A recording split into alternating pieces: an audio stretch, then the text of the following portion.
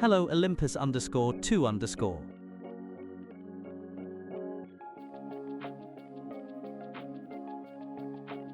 Hello Mawoo WU.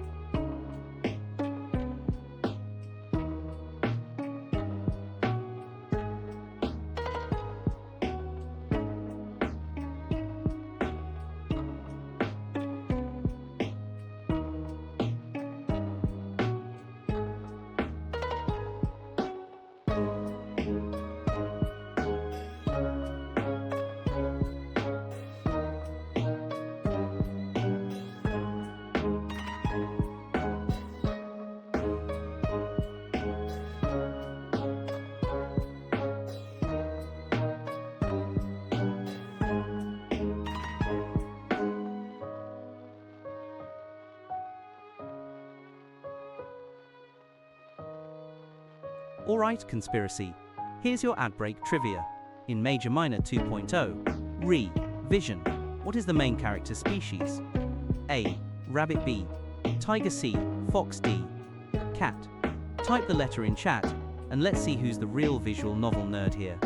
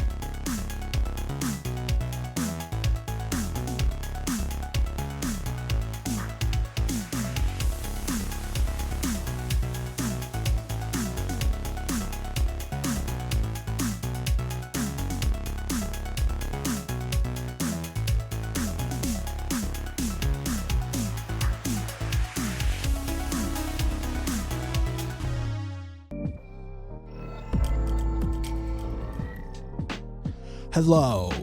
What's going on, everybody? Welcome to the stream. I'm going to get this wrong, but ma wo oo ma oo. That's a lot of oo-woos. I like that. But welcome in, and Olympus, how's it going? Welcome into the stream, everybody. How's it going? Love this intro every time. I like it.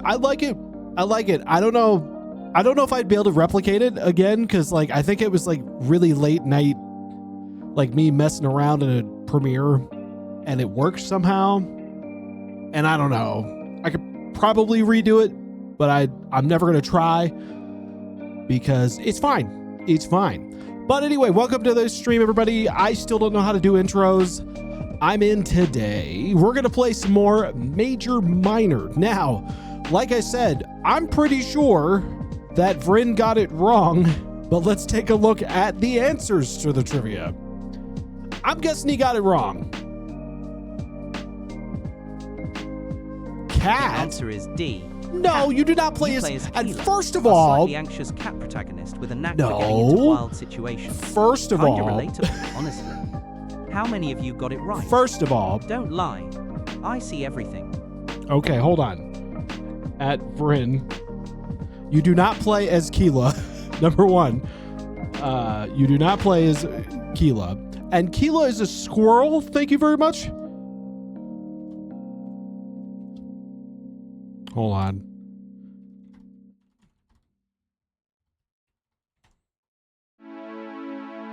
Let's see what he has to say to that. Ah, busted. That's what I get for thinking with my feathers instead of double-checking character lists. Keela's a squirrel and not the protagonist. Chat, never trust a Blue Jays memory during finals week, okay? Whoops. Maybe I should stick to physics facts instead of visual novel trivia. There we go. Okay. Well, you know, he did his best. We're going to give him credit for trying. But anyway, welcome in, everybody. Dang, Vynn got it completely wrong. I know, right? But anyway, let's go play some visual novel that's definitely not a dating game or simulator at all and has none of that going on. I guarantee it. Now, remember, guys, my policy is if a flirtation option does come up in these games, I have to do it. I have no choice. No choice at all. I got to do it. It is the only option that I have. So we're going to continue with that. And let's get to it. Let's just start up and see what we got. Why not? Let's just do it. Here we go. And let's see. I have to load the game. I think this is Singe's office. Sings or Singe? I have no idea. I got to get into like the mindset of voice acting here. So let me get in the mindset. Let me get into the groove. Back on Earth, deep in the night of Clace's death. Oh, that's right. The creator of the game died. Oh no. The guy who made the game, he's dead, apparently. Hello. Also, that is not appropriate attire for some sort of doctor. I have to say, what is going on down here? Excuse me, sir, are you wearing pants? Are you wearing pants, sir? Where's Zora when you need him? Zora, what is your thoughts on this? Where are you?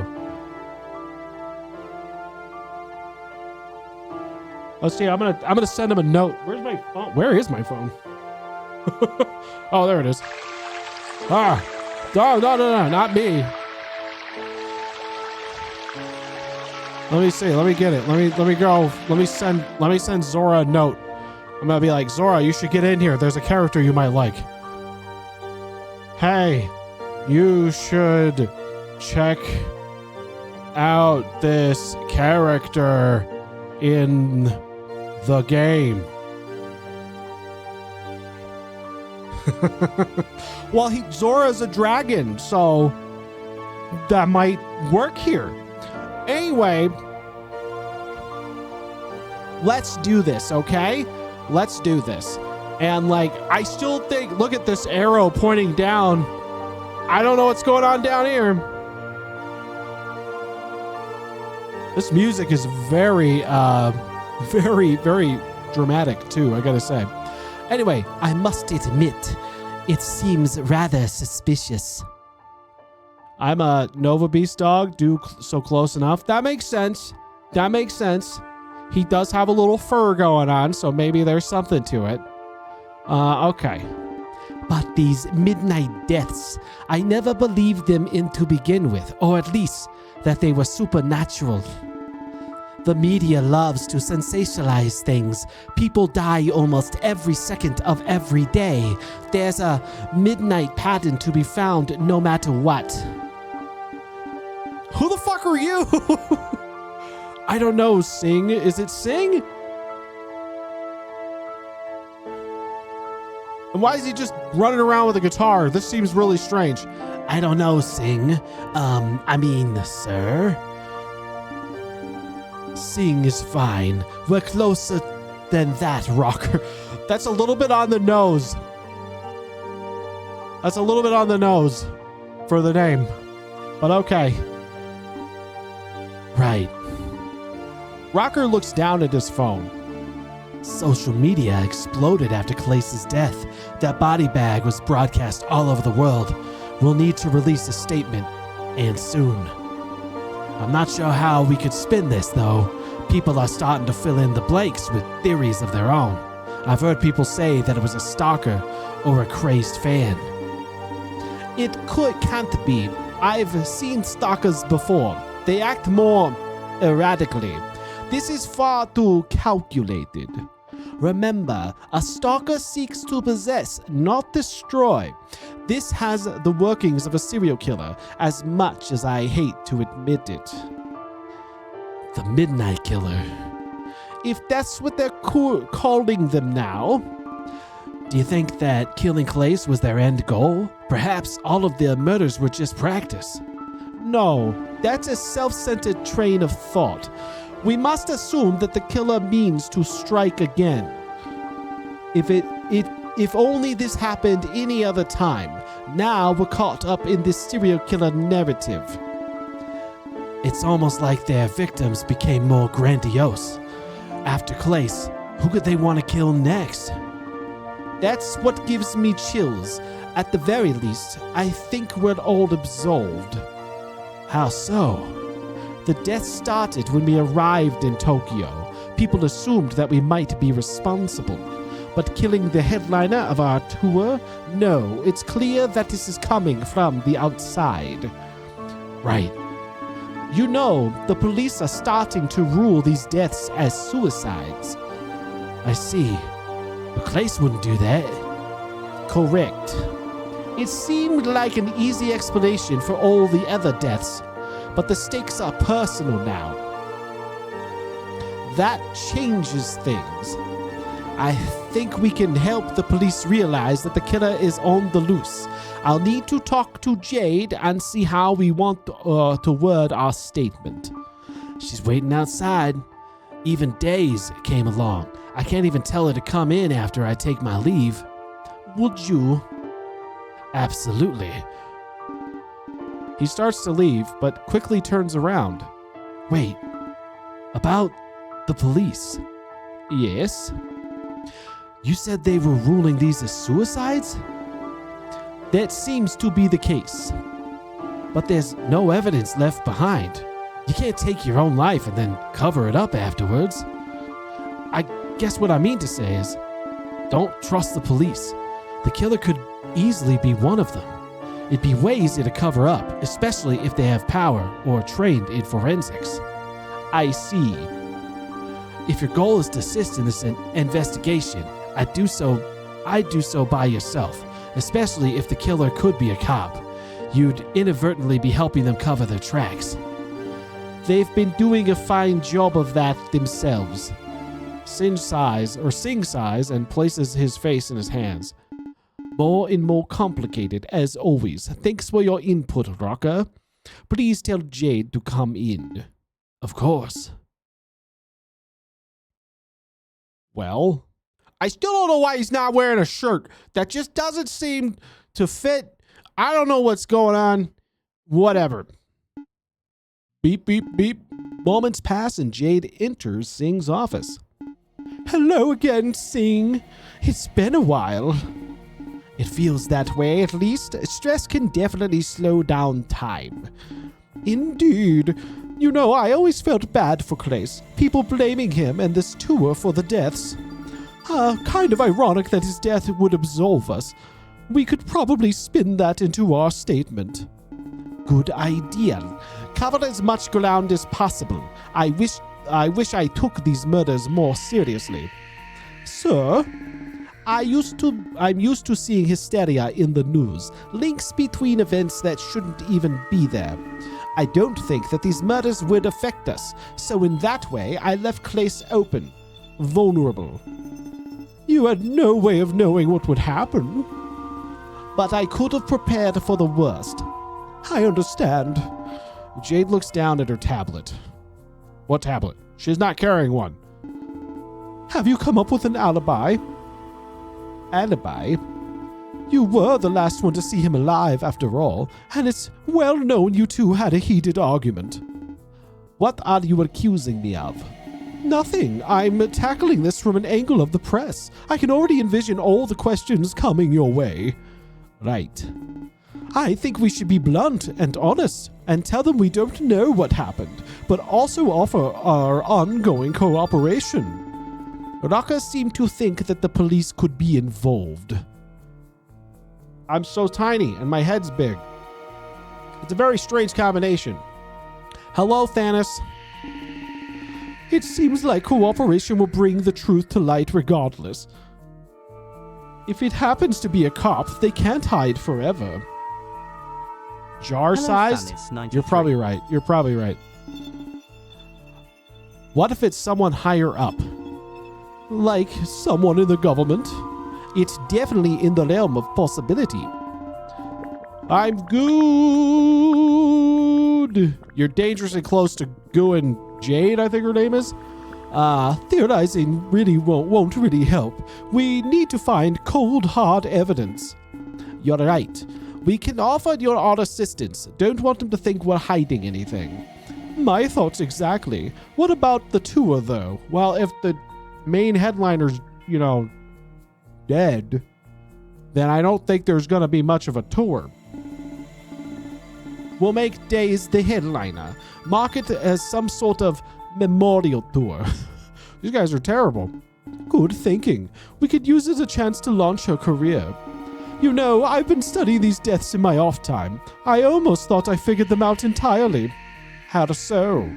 Testimony from a survivor. A survivor? That's what I thought, but it turns out there are no survivors. This was just a person who wanted a few minutes of fame, I think. They made up some bizarre story that seemed to imply the supernatural. So we're right back to square one. I think so, but the killer could have failed. This person still ended up with the same wounds as the others. So there's a chance they aren't as perfect as we think. Not sure, but I think Rocker might be on the right track.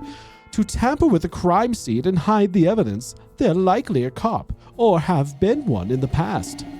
They could also be close to the cause or the cases using their trust with the public. Like prematurely claiming that these deaths are suicides. I'd let them continue their spree without any interruption. There's also the fact that I had Clace on a tight leash. The killer must have been someone with access to him. Yeah? Anybody gonna say anything? Who could possibly be it? Where is his security guard? I'd like to speak with them immediately. You mean? I do. Remember, the death started when we arrived, and his guard was a former cop. He fits the bill completely. Who's the former guard? I don't think we've met that person, unless we have. Meanwhile, in the privacy of the limo, better not be anything scandalous going on in here. I don't want to hear anything scandalous going on in here. I don't look like a burnt chicken nugget. What are you talking about? Look, Sharp Master. Neizen's just channeling their inner extra crispy energy. They heard being well done gives you a stat boost in charisma. Right? Next patch notes, lemurs get extra fire resistance and flavor. But honestly, even burnt, Neizen's still less roasted than my math grades. Hey, Daz. She's shocked back into coherence. Sorry, I was a world away. That's fair. I mean, given what happened. Part of me is worried, and part of me hates that I am. Because it's not worry over the murder, and not even for anyone else that could be in danger. I find myself worried about our careers of all things. Will you play the guitar for? Who will I sing and dance alongside? Forgive my foolishness. There's no need to apologize. I was just worrying about the same thing. A death is absolute. It can't be changed. But we're still here to face the consequences. It's malleable. Worrying is normal. You always did have a level head. It could always be denial, too. We took a big hit at the end of the day. Well, whatever it is, I ain't no chicken nugget. I is lemur. That's very different. I'm still scared. I can't believe how Sing is so emotionless. He just adapts without any hesitation. In a position like his, you don't really have a choice. What a cruel fate. I can already picture in my head the press statement and then nothing. So how does she keep her tits from popping out? You know what, man? When it comes to like furry deviant, you know what I mean? You don't ask questions like that. How does the skirt stay up when it's barely on your hips? I don't know. Why is nobody actually wearing a shirt in this game? That's another good question. We don't know the answer to that. And we may never know. He'll just move on like Clace never existed. And when I die, they'll do the same thing with me. We chose this life. But we can also leave a legacy behind us. Clace's death permits more than just moving on. You talk like you know something. I do. Sing told me. Ow. I mean, it's not wrong. Am I wrong?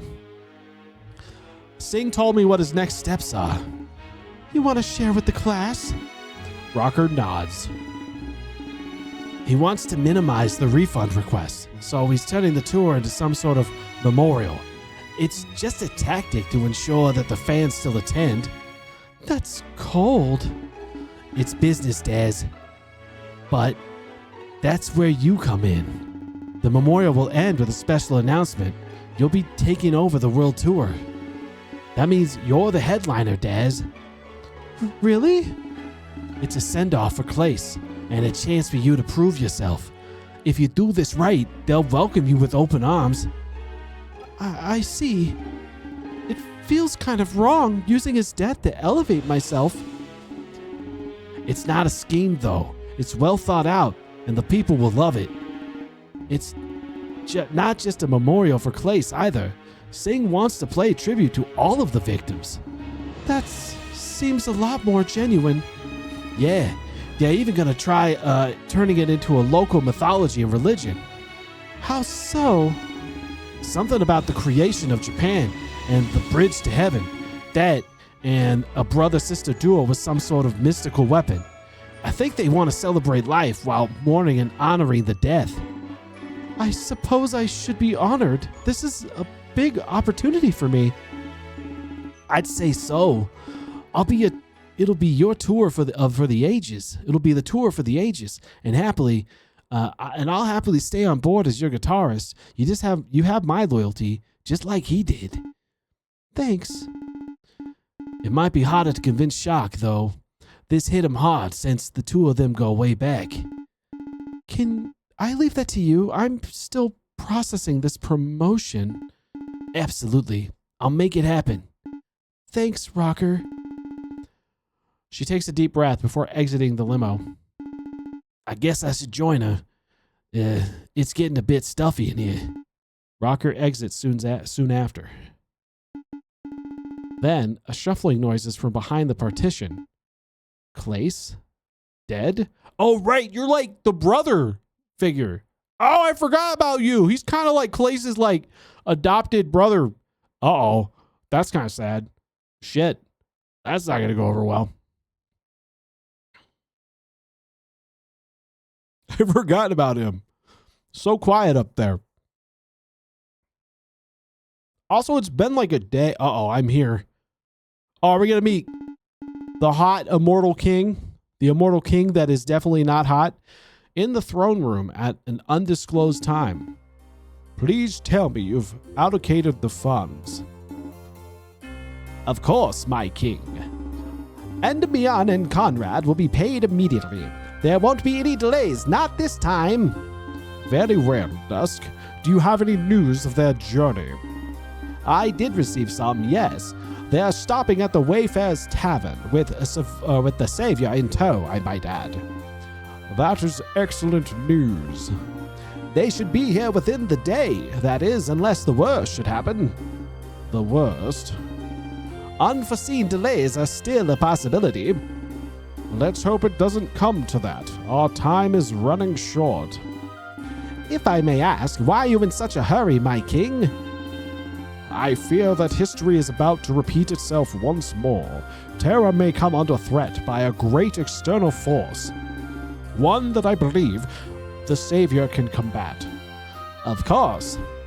With my thanks, you may take your leave. I have some private matters that need tending to. Dusk simply nods and exits the room. Velasquez sighs and takes a quick glance around.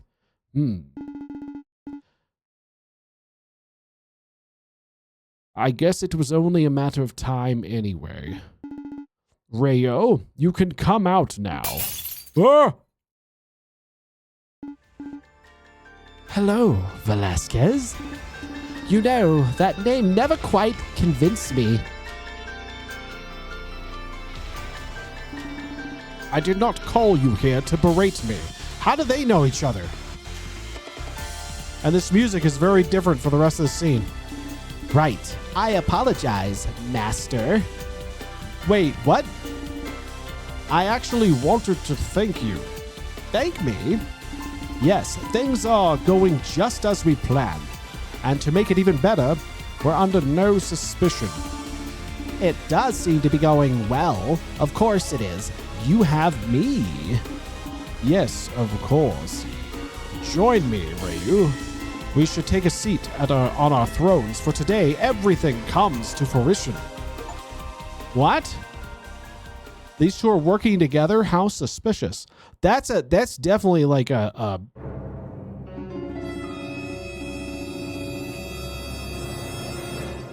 that's very suspicious. I'm just saying. Super duper suspicious.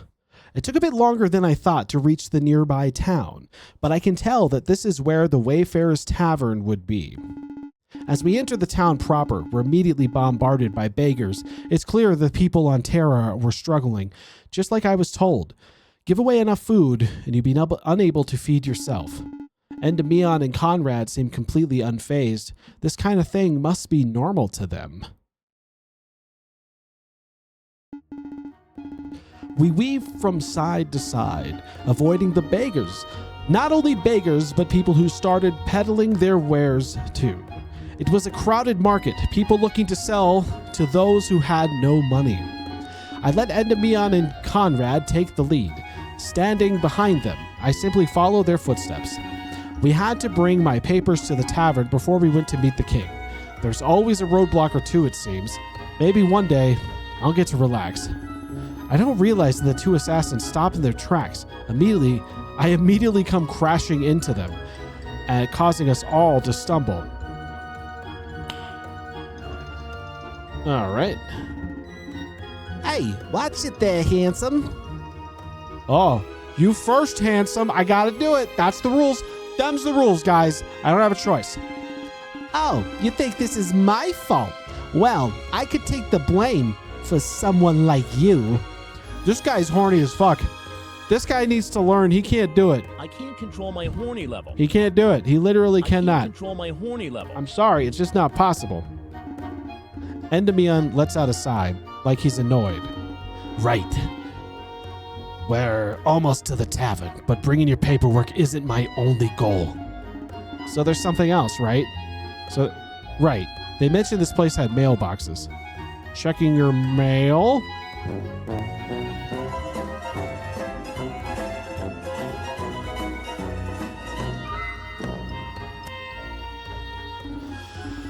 Very astute of you. It's about bringing down player. How do you plan to do that? We have an inside man. Well, a couple actually. Before you arrived, we hired a mercenary. Him and Player's servant got themselves imprisoned. In Claire's house. Just so we're clear. Yeah, the mercenary will plant evidence. During an innocuous visit, we will uncover it and expose Player. Framing him. Isn't that immoral? It's all relative. Yeah, I know Player's guilty, but at the same time, he's also squeaky clean. In order for this to work, we have to be a little underhanded. But it's all for the greater good. We're saving Tara. I thought that was my job. They've got you there, Conrad. Anyway, we'll be checking our mail as well. Kaylin is supposed to write us when it's time to visit. Kaylin must be the mercenary's name. I just hope they don't have to torture Kabu. He's not really supposed to be a part of this. And Kabu must be the servant. BRB, no worries, take your time. He knew what he was getting into. Player may not trust them anymore, but he still trusts us. It's like magic. Divert attention away from the real trick. He's too focused on Kabu's betrayal to suspect us. Especially since we've been giving him the other ritual arrivals. It's safe to say that we're in his good books right now. Also, I'm stopping in my tracks again. I appreciate the warning this time, and I stop my tracks as well. Nobody bumps into each other, and we stand in front of a large tavern. I guess we've arrived. Keep a low profile, all right?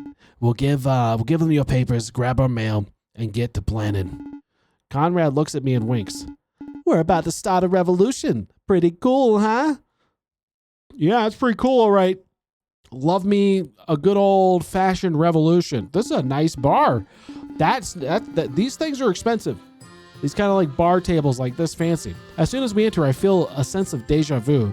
I can't put my finger on it, but this place looks a bit familiar. Why is that?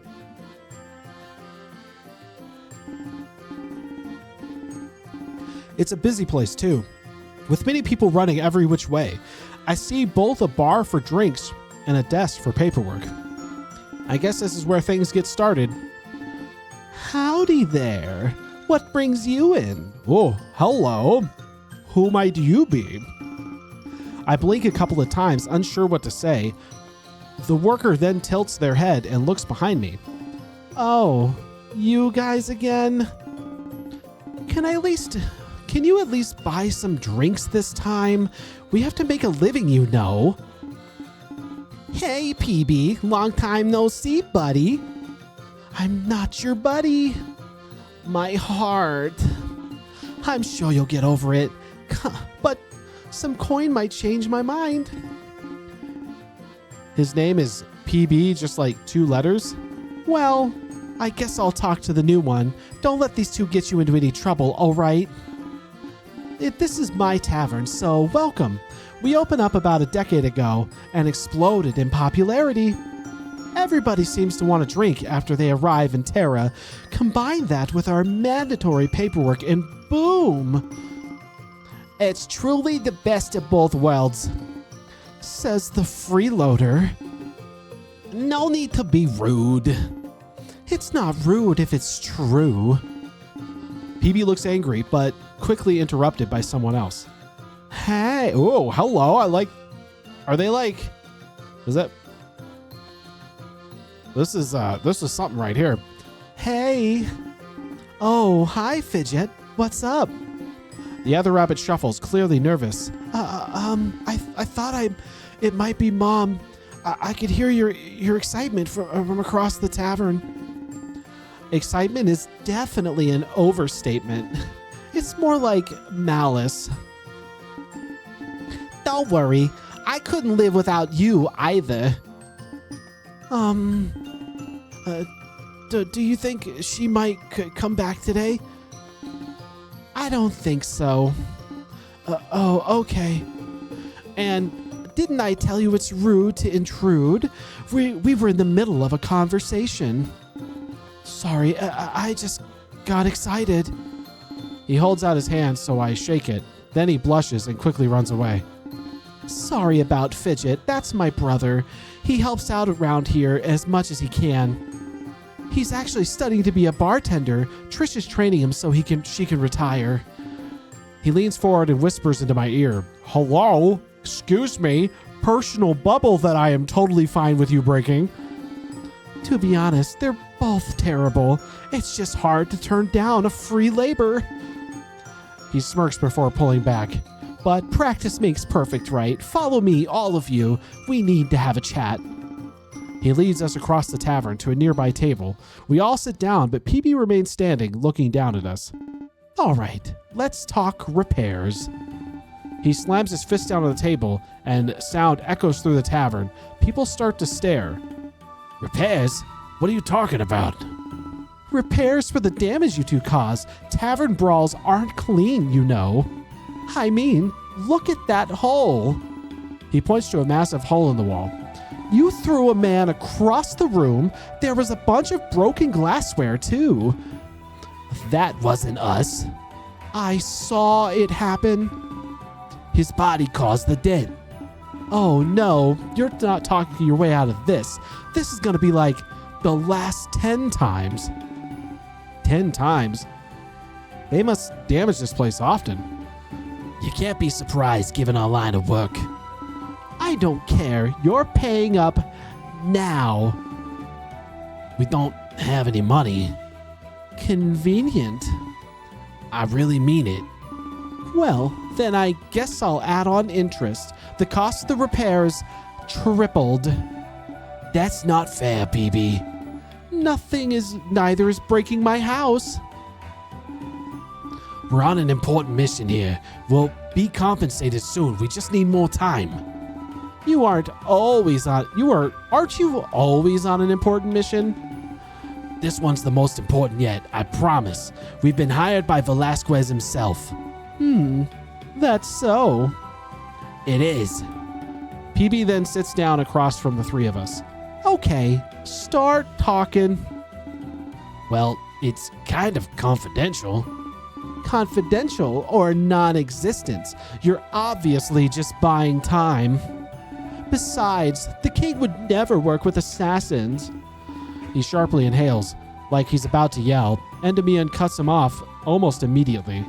No, please. No need to get him involved. I'll talk, but you need to keep it a secret.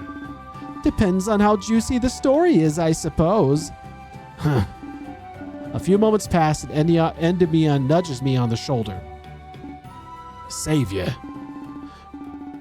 Feel free to wander while I explain. No need for you to hear all this again. Savior? I guess that was true. I didn't need a refresher so soon. I noticed that PB's ears perk up at the mention of the word savior.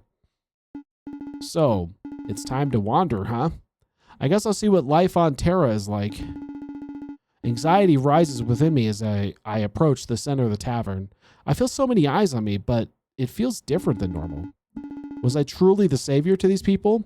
What would I be doing to help them? Suddenly, I became crushed under the weight of expectation. I know I have a special power. Could that be how I saved Terra? Not even Endymion and Conrad seem to know exactly what's going on. I guess answers will have to wait until I meet this king in person. I see Fidget standing by the bar with a barmaid. That must be Trish, the teacher that PB mentioned. I approach them, seeking the comfort of a familiar face. No, Fidget. It's soft, circular motions. Otherwise, you risk scratching the glass. Oh, sorry. It's just how PB taught me. You're under my tutelage now. Besides, PB has no experience in the field. Yes, Trish. Let PB teach you PB things. I'll teach you bartender things. Got it? Got it. Fidget starts cleaning glasses, just as instructed. Once I'm closer, I make sure to introduce myself. Hi there, I'm Neizan. This is Neizan, that's me. If you ever want to know what a Neizan looks like, it's right here. Nice to meet you, Neizan. Call me the master barmaid. I'm here to show Fidget the ropes. Nothing like self-proclaiming yourself a master. She holds out her hand to shake mine. Unfortunately, she forgot she was holding a glass and it falls out of her hand and shatters all over the floor. Instead of cleaning it up, she just steps to the side. If we work hard enough, he'll be just as good as me. That would make his mom proud for sure. Well, when she comes back, I mean. She won't even recognize me. I'll be the best bartender in Terra. He's not lacking enthusiasm, that's for sure. She's been gone for so long, though. I'm sure she'll be back any day now. Trish laughs a nervous laugh. What brings you here, Neizan? I saw you arrive with the troublemakers. I see they have a reputation. I tell her that they're taking me to the king, that and check their mail while filing my paperwork. Wow, you're gonna meet King Velasquez? Can I come with you? I'm really jealous. I haven't seen him since I was a kid. Maybe he can tell me where. Fidget, calm down. Don't be like that. It's rude to impose yourself on other people. Sorry. I just figured he's so old. He must know everything. So they're checking their mail, you say. I see that involves getting a lecture from PB. She tilts her head towards the table I came from. PB is screaming and flailing his arms around. He flies off the handle pretty easily, but he sure knows how to run a tavern. I noticed Enemy and a comrade waving me back over. There were few too many questions on my mind. Answers would be helpful. I tell Trish and Fidget that I'll continue our conversation later. Sounds good. You know where to find us. Yeah, in the heaping pile of broken glass. As I make my way to the table, I can't help but think, where did Fidget's mom go exactly? It all sounds pretty ominous. What drove PB to open up this tavern up? That was also on my mind. I felt a certain warmth from Trish and Fidget, though. They didn't know I was a savior, so they treated me like anybody else. And Demian and Conrad were both pretty biased in their service to the king. I had no idea if that was a good or a bad thing, though. Out of the corner of my eye, I noticed someone staring at me. They scope out my path and quickly intercept me. It's almost like they wanted to stop me from talking to the assassins. With how big this person was, they could do it pretty easily, too. Oh, hi. Hello. Big... You look kind of familiar? Like, who was the character from Winds of Change? Hold on. Winds of Change characters. Wasn't there a big bear? Or was he a wolf?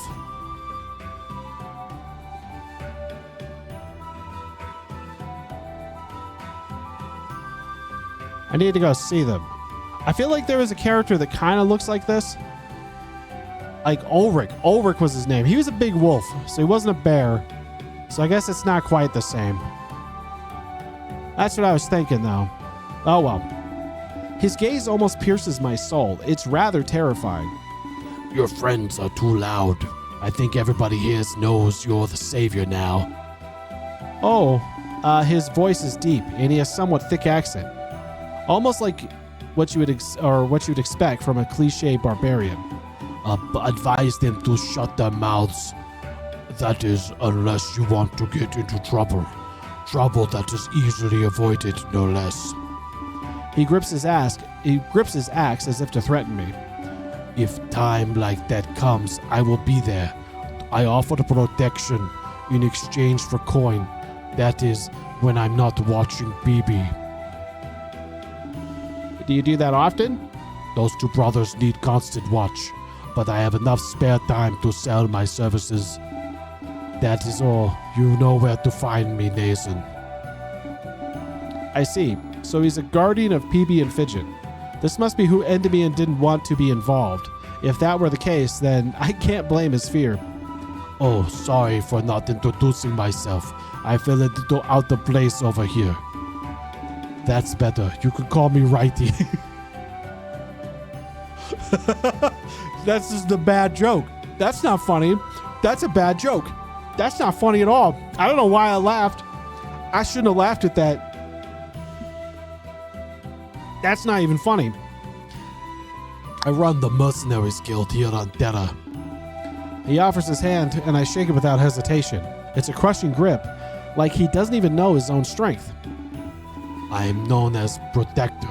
I guide people along their paths in lives. And correct me if I'm wrong, but you're on quite the path. If you need it, you could benefit from my hand. I nod. It's safe to assume that people know you're the savior now. If I overheard it, so did countless others. Meet me in the wine cellar when you can. I have a proposition, for lack of better word. Excuse me? Just make sure to come alone. I am a little bit... I don't know if I should be scared or a little bit excited. I'm not sure which one it should be, but, hi. Listen, if you want to meet me alone somewhere, wine cellar it is. Let's go for it. Okay, baby. He glares over at Endymion and Conrad. I nod once more and take my leave. A few moments later, I'm back at the table where things began. So you met Righty, eager to sell his services, I presume. He scoffs before glaring at the assassins. At least he knows how to make money. Hey, you said you'd be okay with waiting, unless you wanted to con that story out of us. I'm considering it. He looked at me up and down. The savior, huh? Get the money for those renovations, then I might believe you. Because if you don't, I'll have to make Righty take care of you. There's no need for threats, PB. We have no reason to lie about this mission. We'll see. PB smirks and trots off towards the bar. Yeah, that was Righty. He almost worked with us, believe it or not. Yeah, the third assassin. Obviously, it didn't work out. He branched off and formed his own unit, almost as if he was trying to take us down. He's the reason why we don't make a lot of money. He always protects the targets we're meant to kill. That's why his job is so different. We aren't asked to kill anyone, so we can't sabotage us. I guess he asked you out for money. Be careful. He probably wants you for himself. Whomever delivers the savior to Velasquez will be rich. To be fair, I think I would be a little safer in Righty's hands. Whoever picked a fight with that man wouldn't last very long. Don't let him frighten you into feeling vulnerable. You're safe with us, and the castle isn't too far away.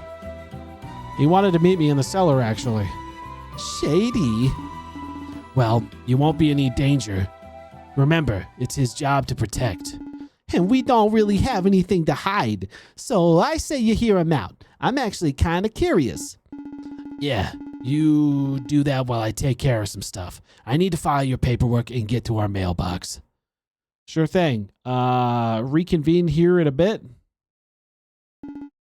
Counting on it. He winks at me as I take my leave. The door to the cellar is pretty easy to find.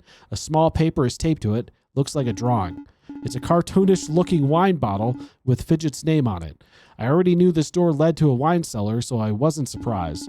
Perhaps I'll compliment him on it later. But for now, I was on a mission of importance. Meeting the big bear guy in the basement, alone, where nobody can see us.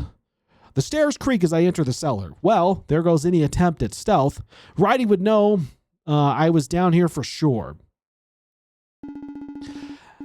But at least he'd be able to tell I came alone. The cold floor sends shivers down my spine. Wow, a few sources of heat line the room. Candles.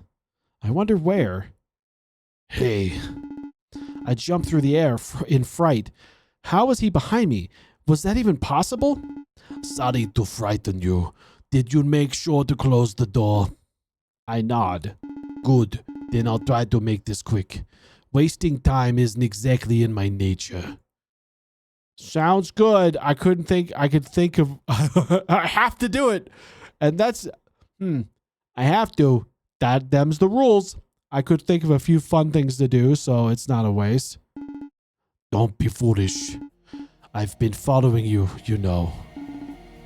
That's a little creepy. Ever since you dropped into that forest, I followed you every step of the way.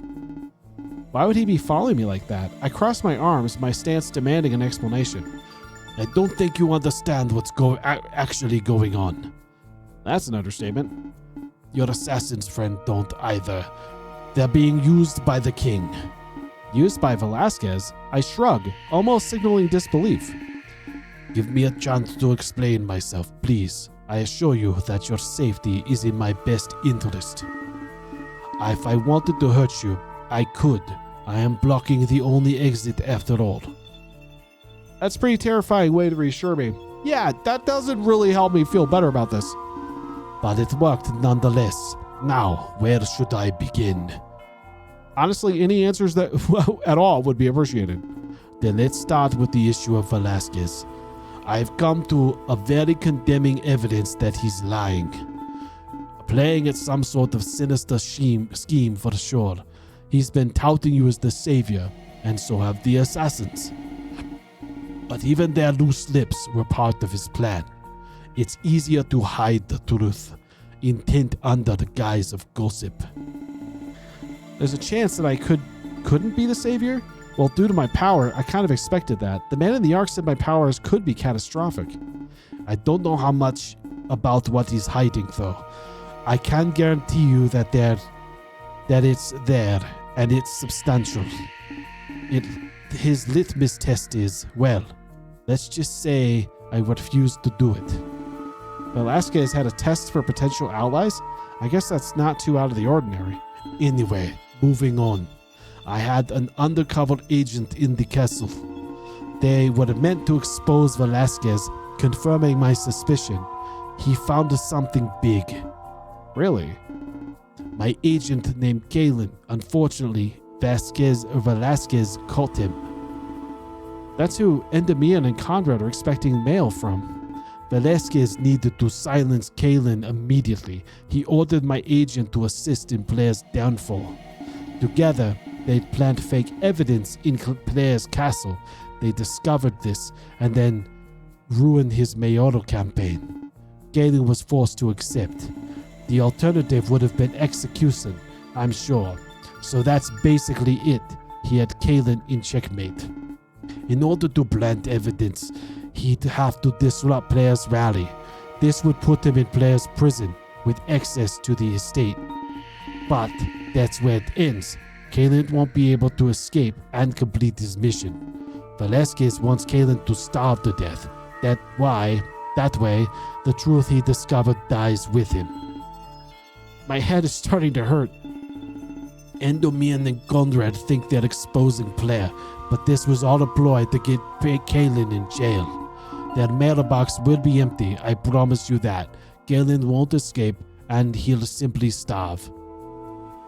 Taking all the evidence with him? Yes, his first-hand accounts are necessary to exposing Velasquez, but the assassins are far too gone to realize the truth. Even if their mailbox is empty, they'll still march you to Velasquez. They'll leave Galen to die and cover up the actions of their king. But not me. I value your life and the life of Galen. I want to rescue him from Blair and expose the misdeeds of Velasquez. I would ask that you help my cause instead. That is, unless you side with the loss of innocent life. Putting it like that is kind of bad faith. There's a lot more at play here. I don't know who to believe. Perhaps you'll believe me when you see the empty mailbox. I don't know. We can't let Galen die in that cell. We can't let Velasquez win. Endymion and Conrad seem trustworthy, though. Dig a little deeper. Now that you know both sides, you've simply imprinted on the people what that found you. If it were me, then they'd be trying to convince you right now. If I wish I found you first, like the other one. Just do me a favor and keep this to yourself for now. Tell them I gave you the basic sales pitch, that's all. Wait, the other one? Because of Galen, I knew about the rituals. I could intercept him now, but something odd happened. This time, the ritual brought two. I was hoping to grab you, but got the other one instead. I don't want to resort to this just yet, but perhaps seeing this might change your mind. He turns his head. It's going to be Keela, isn't it? He turns his head towards the darkness of the cellar. You can come out now. A shadow emerges from the darkness, and at that moment, I was utterly shocked. It was the last person I expected to see on Terra. It is! I knew it was Keela. I knew who is definitely a squirrel friend. Definitely a squirrel. That don't look like no cat to me. Keela.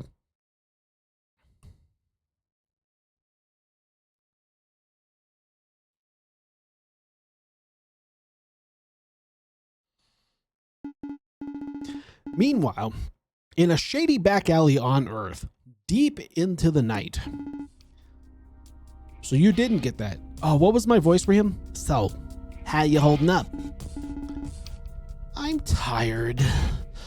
You shouldn't have woken me up. Shock, I need you to know the two of them went way back. So, I wanted to talk to you about this. He was your childhood friend after all. You should go back to your contest winners. Seems to me they'd be affected more. Maybe you should interrupt their sleep instead. Don't be stupid. You know I care about you, man. If I was in your shoes, I'd need a friend.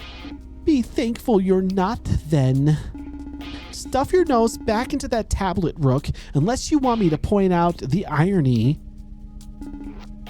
Sorry for caring. I'm not stupid. I know you don't really care. You're just here to find out if I'm staying or not. Just cut to the chase and get it over with. You're figuring out if this will change our careers. I do really care. I've lost people too, you know. That's not what I heard. You're in the business of abandoning people. You don't lose them, they lose you. Ugh. Fine, then I'll pretend not to care. There's something you're good at. Singh decided to restructure the tour. Opening night will be more like a memorial service now. A smart way to minimize refunds. His fans will probably want to be there. He wanted me to ask if you'd make a speech. You'd have the most history with Clace after all. I'll think about it. Also, there will be a big announcement. Days will be taking Clace's place in the tour. To that end, we'd appreciate if you stayed. She needs all the support we can give her. It makes a difference. Rocker agreed to stay. What do you think about that? I said I'll think about it. Very well. Can I go now? One more thing. About the contest winners. They're gonna wake up to some horrible news. That is... Oh my! Uh-oh. There is an incoming break for adverts in 2 minutes. All right. That is, if they haven't heard already, Singh was mentioning that they might send them home. Got it. Shock storms off, pushing Rook out of the way. Wow, and people think that I'm a jerk. Well then, what's gotten into him? I think he skipped a few steps. Right into the anger stage of grief. Well, I guess we all handle things differently. Yeah, some more harmful than others. Thanks for coming to see me at least. No problem. Is there anything I can do to help? More than agreeing to headline? Not really. The whole thing can continue because of you. Pressure. Sorry. You talked to Singh, right? Any new info about any new info I should be aware of? Well, about the murders, I think there's been a breakthrough. Really? And you found out before me? Apparently. Singh thinks Clace's security guard could be the culprit. He's the only one with ample opportunity. And the death started when we arrived. Yeah, killing a random citizen isn't as hard, but an idol with eyes on him at all times? You can't just pin somebody because of opportunity, though. All right, we are about to go on an ad break in about 30 seconds, so I will take a pause at that time to, avoid any story being missed. You need a motive, as well? I guess that's $1 million question, but I also heard that the police are closing the case. Why would they do that? Jumping the gun, I guess. They're gonna label the deaths as suicides. Clace wouldn't do that. I know.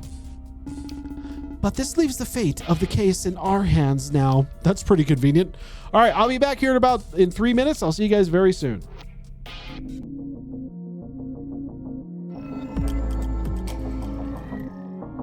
Damn, Theo, that's a great view back over here. Look at that. Look at when he's like sitting like that. That's amazing. You got that tail. You got that bubble butt going right now. Damn. When you shoot, man, you shoot. I'll tell you what. It's just like layer cake, okay?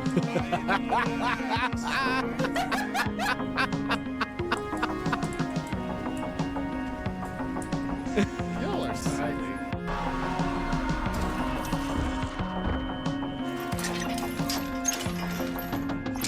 Trivia time. In Major Minor 2.0, Vision. Which city does the story start in? A. Tokyo. B. Silverdale. C. I hate the New York, giant D. fleshlight Paris. monster. I Drop know your we're all answer. thinking it. Chat. It's a giant Winner fleshlight monster, and earns we eternal all Blue know Jay it. bragging rights. We all know it's a. We all know what it is. Oh my God! I'm sure it looks like anything. Write a haiku about Nathan's butt. What? A haiku about Nathan's butt. Oh my God. Okay, here goes. Fluffy ringed chaos, tail above, but down below, Lemur's moon shines bright. Clustered chirpo jeans, why am I even doing this? That was pretty good. I'll give him credit for that. That was pretty good. Well done. Well done. Well done. All right.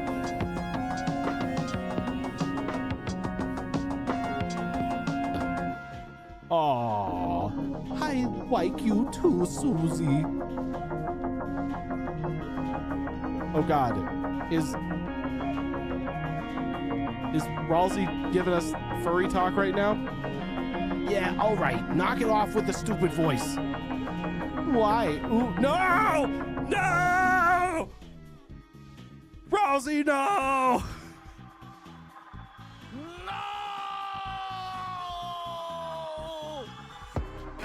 Well, this does seem better to me. I don't know, Theo. I kind of feel like the monsters might be inside the walls. What are you talking about? Well, Who are one you- is giggling maniacally with a grenade, and the other one is giving PTSD. Oh my God! No! I rest my case. You're a horrible liar. You know that, right?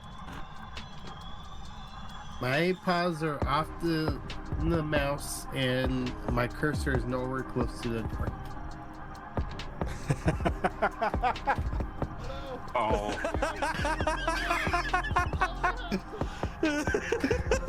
Bye, Theo. You all killed Theo. Oh, that's weird that the door wouldn't open. That's real weird. Don't go. There's this thing that happened. Can you help me, little potato? What do you need help with? I've lost my balls.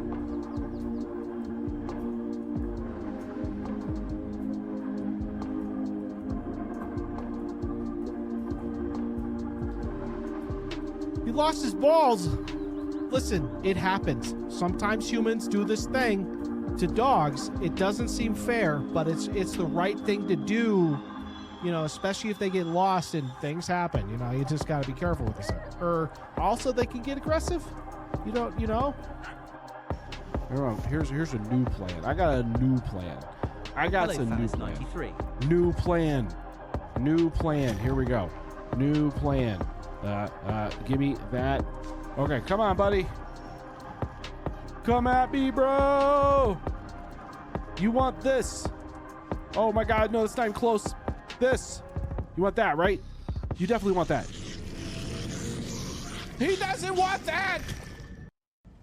You both behave out there?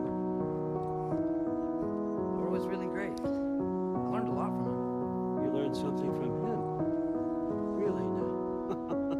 Yeah, no, I learned that jiggle physics are not just for busty volleyball players in games. I learned that jiggle physics are amazing on this guy. That's what I learned. Yeah. I guess what we're saying is that we would definitely hit a child. We would just never hit a dog. You know what I mean? Oh my god. Well, that's officially on record there. Right. I mean, I could try it, I guess. I don't know why I wouldn't try it.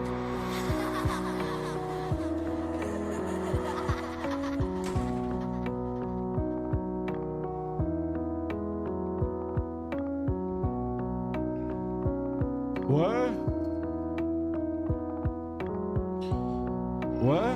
Okay, welcome back from break. We are back yet again, and we're going to continue on with this game because it's so exciting, and they're going to do a murder mystery.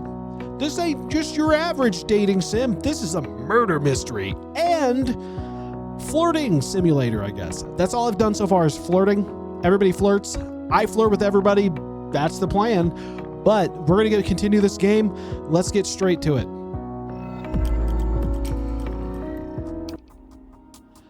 But this leaves the fate of the case in our hands. You want to play detective? I just want to know who did this to us. Yeah, but it's not that simple. You could just put a huge target on yourselves.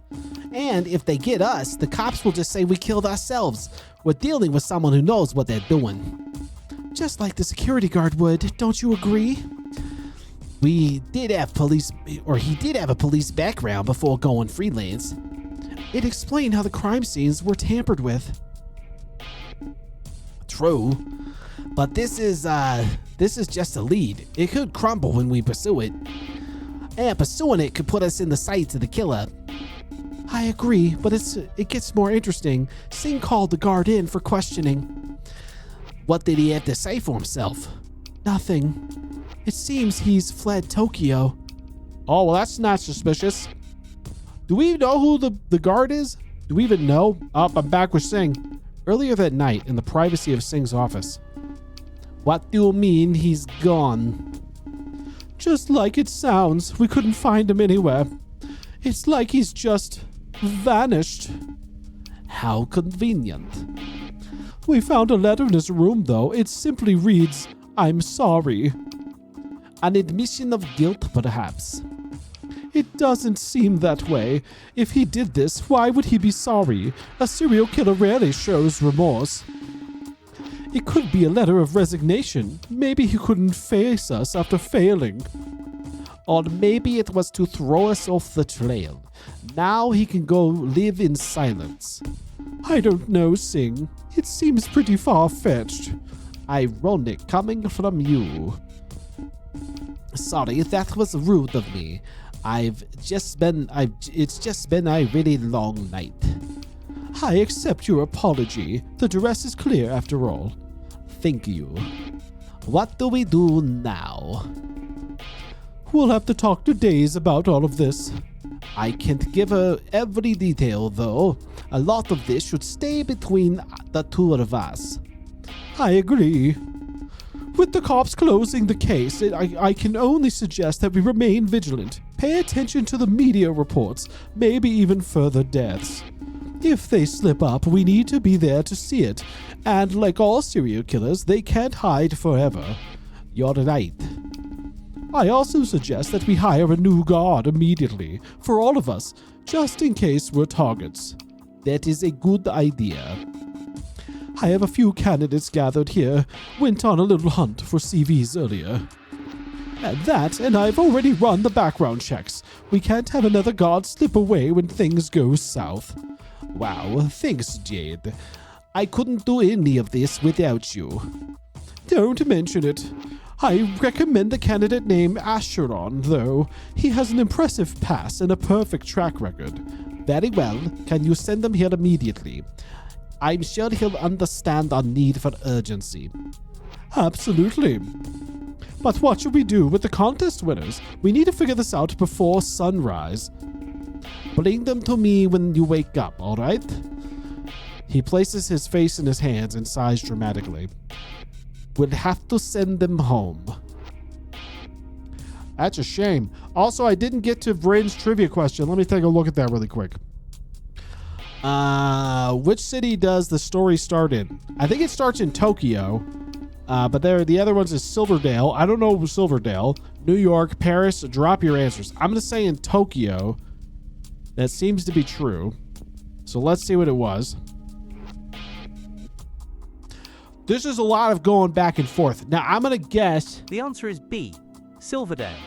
That's where all the weirdness kicks off, and our favourite disaster protagonist gets tangled up in, well, everything. Congrats if you got it. If not, don't worry. Blue Jay brains forget stuff all the time. I don't know if that's true. I could have sworn it started on the train, but maybe I'm wrong. Maybe it did. I don't know. I thought it was Tokyo. I stare at Keela in shock. For almost an eternity. How on earth did he end up in Terra just like that? Hey, there you are. Are you okay? You look like you've seen a ghost. What I'm feeling right now isn't too far off from that, actually. I jump into questions, trying not to waste any time. Well, remember being in that hotel room? The reporter on TV said that Clace was killed. Righty's ears perk up, and he tilts his head. He seems confused. Though, to be fair, he probably has no idea what a TV is. That's all I remember, though. A second after that, I was on the ground in Terra. In a forest, right? Yeah. I was terrified until Righty found me, but he got me up to speed, and everything makes sense. Everything makes sense? I hardly doubt that. Normally, the ritual would bring everyone over to one. Why can't I speak? The ritual would only bring over to one other person. When Keela arrived, I assumed he was my objective. I wonder if the assassins actually planned it that way. Bait me with Keela, and then someone who they actually need. Hey, I'm more than just bait. Sorry. Anyway, I think they're following the wrong people. I can't trust those assassins after what Righty told me. They're just playing into the king's hands. They want Flair to lose, and then Kaylin to die. There's more to it, however. Keela tells me this literally affects your world. Yeah, it clicked in my head almost immediately. Nathan, those assassins are causing the Midnight Death, whisking away Earthlings from one world to another. And at the center of it all, Velasquez. Precisely. I think you should side with us, Nathan. We can rescue Kaylin and then take down the king. It makes a twisted kind of sense. The ritual was performed at the same time each day. Wait. So what you're saying is that we're dead on Earth? I guess so. It's the only way any of this makes sense. And you know what they say about the simplest explanation? It tends to be the right one. Then Clace is alive on Terra? He has to be. Likely in Palace Player's prison. That's where all the other ritual victims are taken. Player is imprisoning the innocents then? Not necessarily. All off-worlders must go through official channels. That's why Endermian and Conrad brought you to this tavern. Technically, the others were undocumented. They could be thrown in jail for dodging the process. Why are the assassins bringing him off-worlders then? It's likely part of Velasquez's plan to take down Player. He could forge documents and claim that Player is imprisoning innocents. That's a sound theory, yes. However, one fact remains. When they find an empty mailbox, they will change their plans. Taking you to the king will leave Kaylin to starve. They'll bring you right to Velasquez. Then the king can do whatever he wants with you. I still have no idea what that is, though. True, but it can't be worth Kaylin's life. I think you should avoid the king, Nathan. Come with us and do the right thing. I'd agree. What do you say, Nathan? Do I turn my back on Endyman and Conrad in favor of Keela and Righty? I don't know. I don't think they don't seem like bad people. But they also are sending people to this other guy as prisoners. And then there was also the whole thing with the king and that one dude.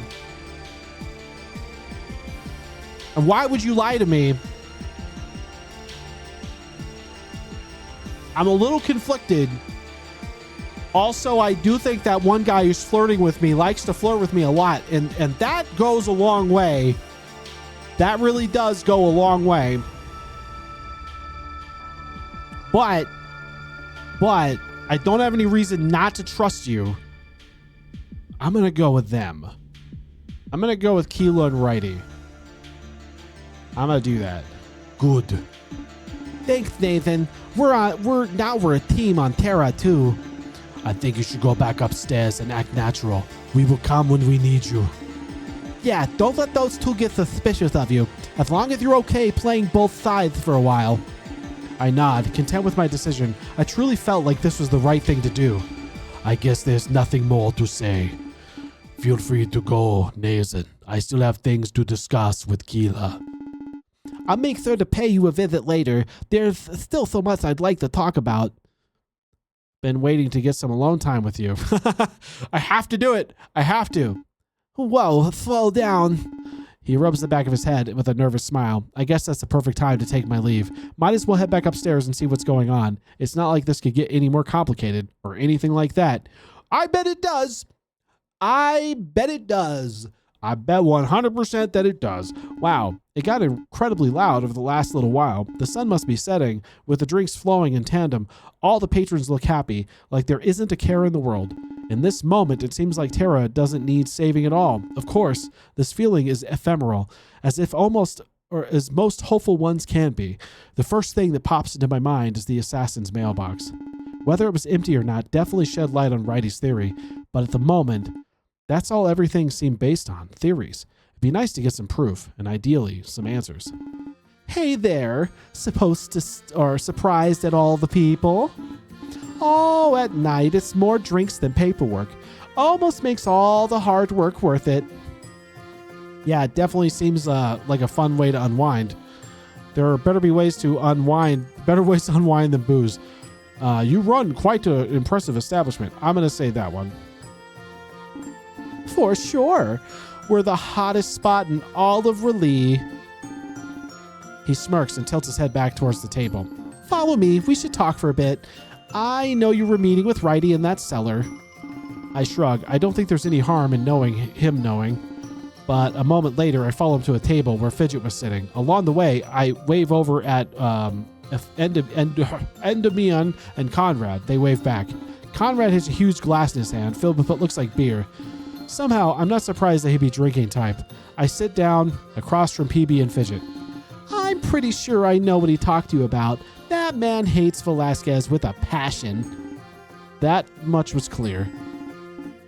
That hatred clouds his judgment, though. It was something we argued about all the time.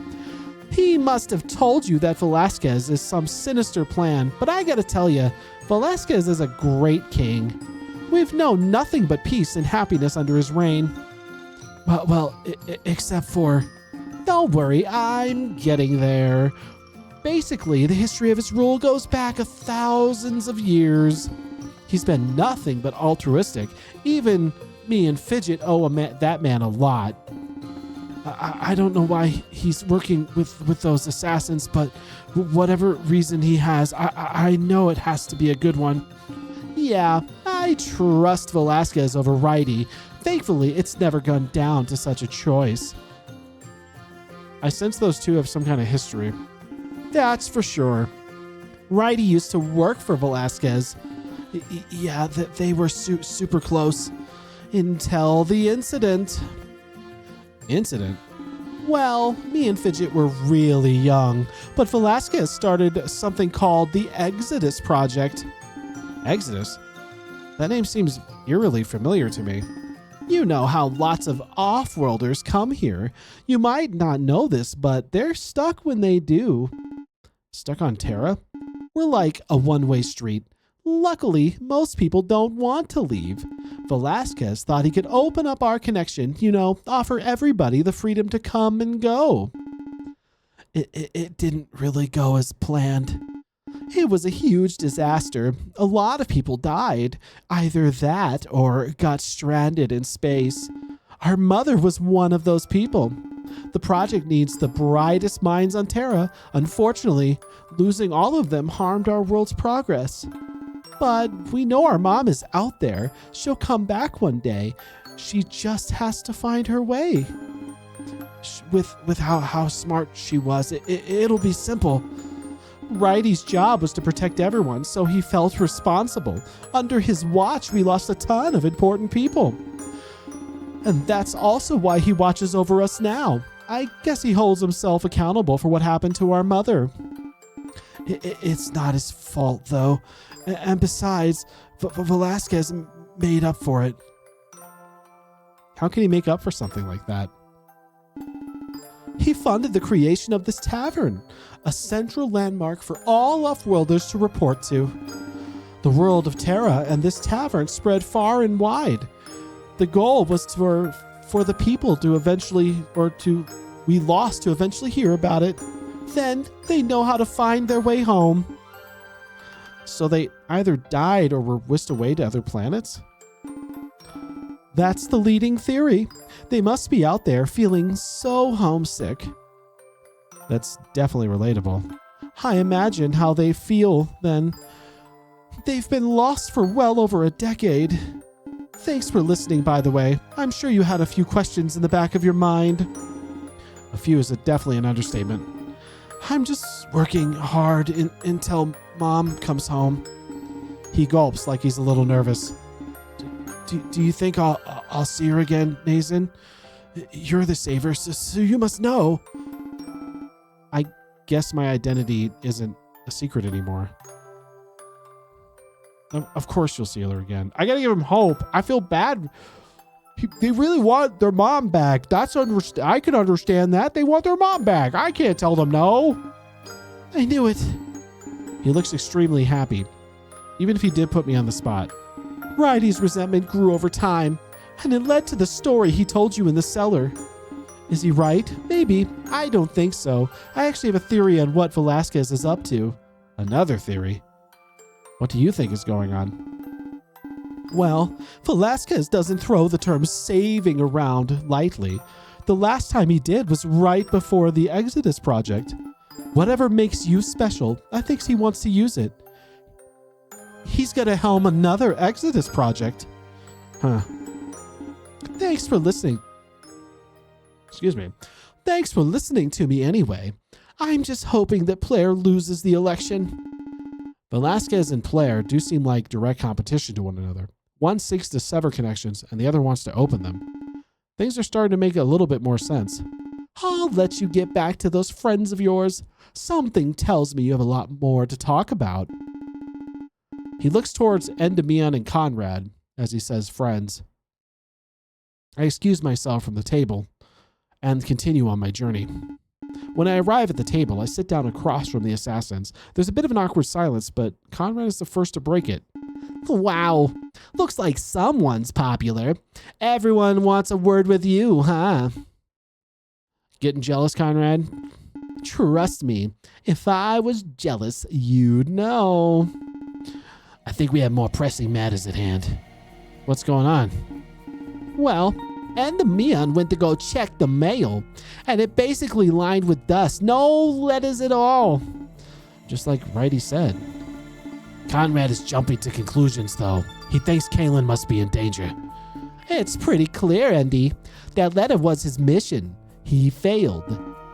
Conrad sighs. Endymion thinks we should fast-track you to Velasquez. I happen to think we should go and rescue Kalen. The savior's more important, Conrad. Besides, we can't just go attacking Player's home. Again, Righty's theory continues to be true. Something seems off here. At least meet me in the middle, Conrad. What are you suggesting? Let's spend the night here. Kalen's letter could come tomorrow.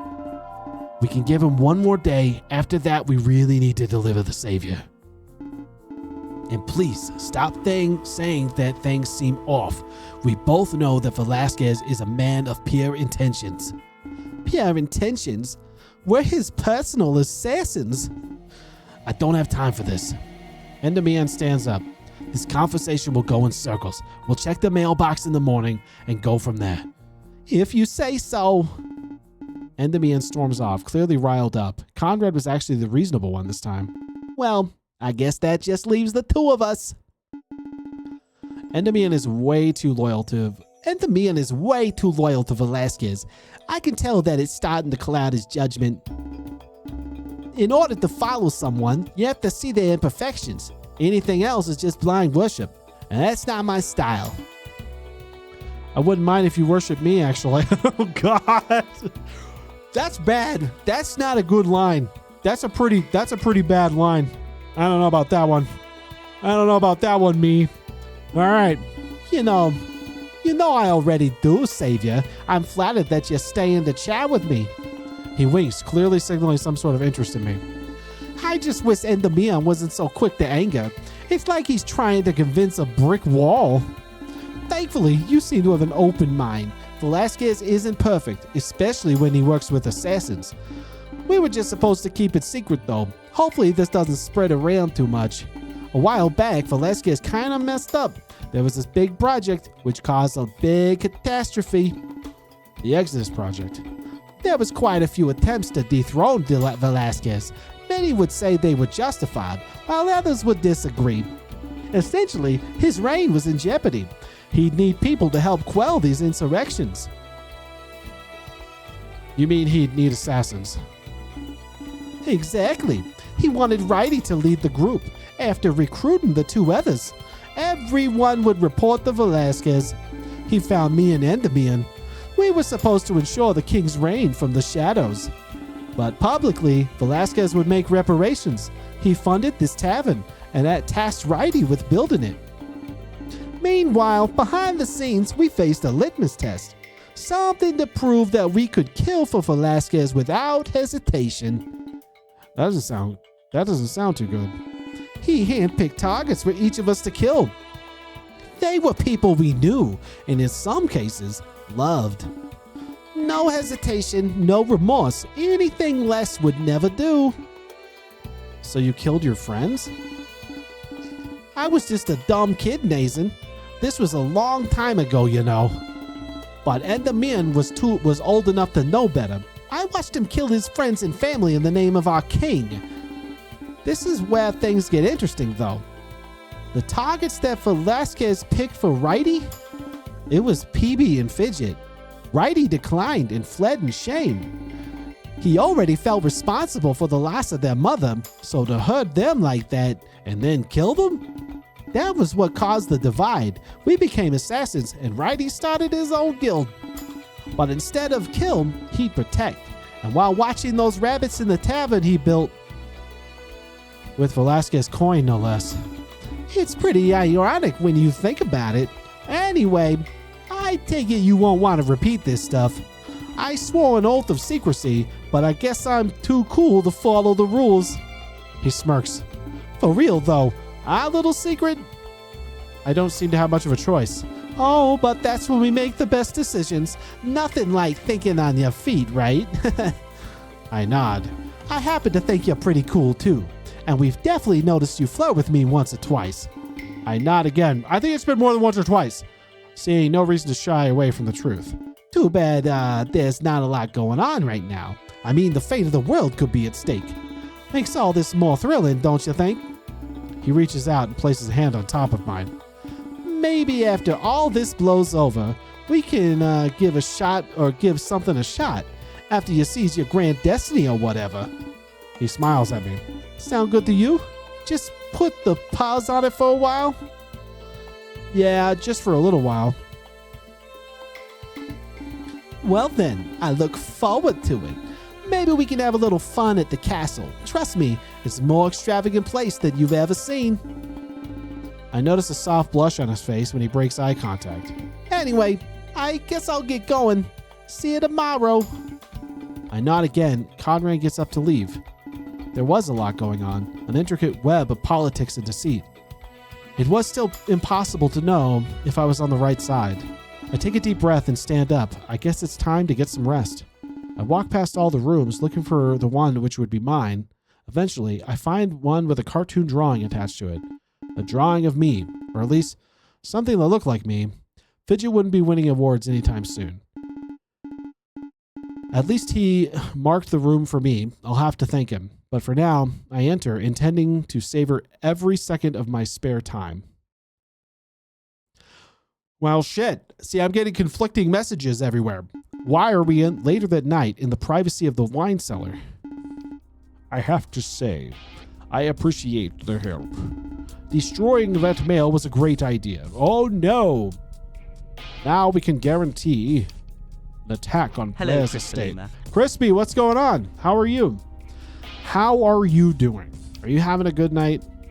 We're flirting with everybody, and there seems to be a lot of politicking going on. And yeah, I know that feeling. Whether it's led by Righty or Endermion, it doesn't matter. Though I'm a little surprised about the savior you mentioned. That was kept a secret, even from me. But it could make for a perfect contingency plan. Pretty good. So far, so good. It's a fun, cute game. I mean, it's a cute game. We'll see. it's interesting for sure. Don't you think you'd be the type to sell them out, though? How do you think they'd feel if they knew that? In a wine cellar, I see. Yes, we've been spending a lot of time in the wine cellar. Big Bear Guy was like, hey, come hang out with me in the wine cellar. Nothing happened, though. But, it could have.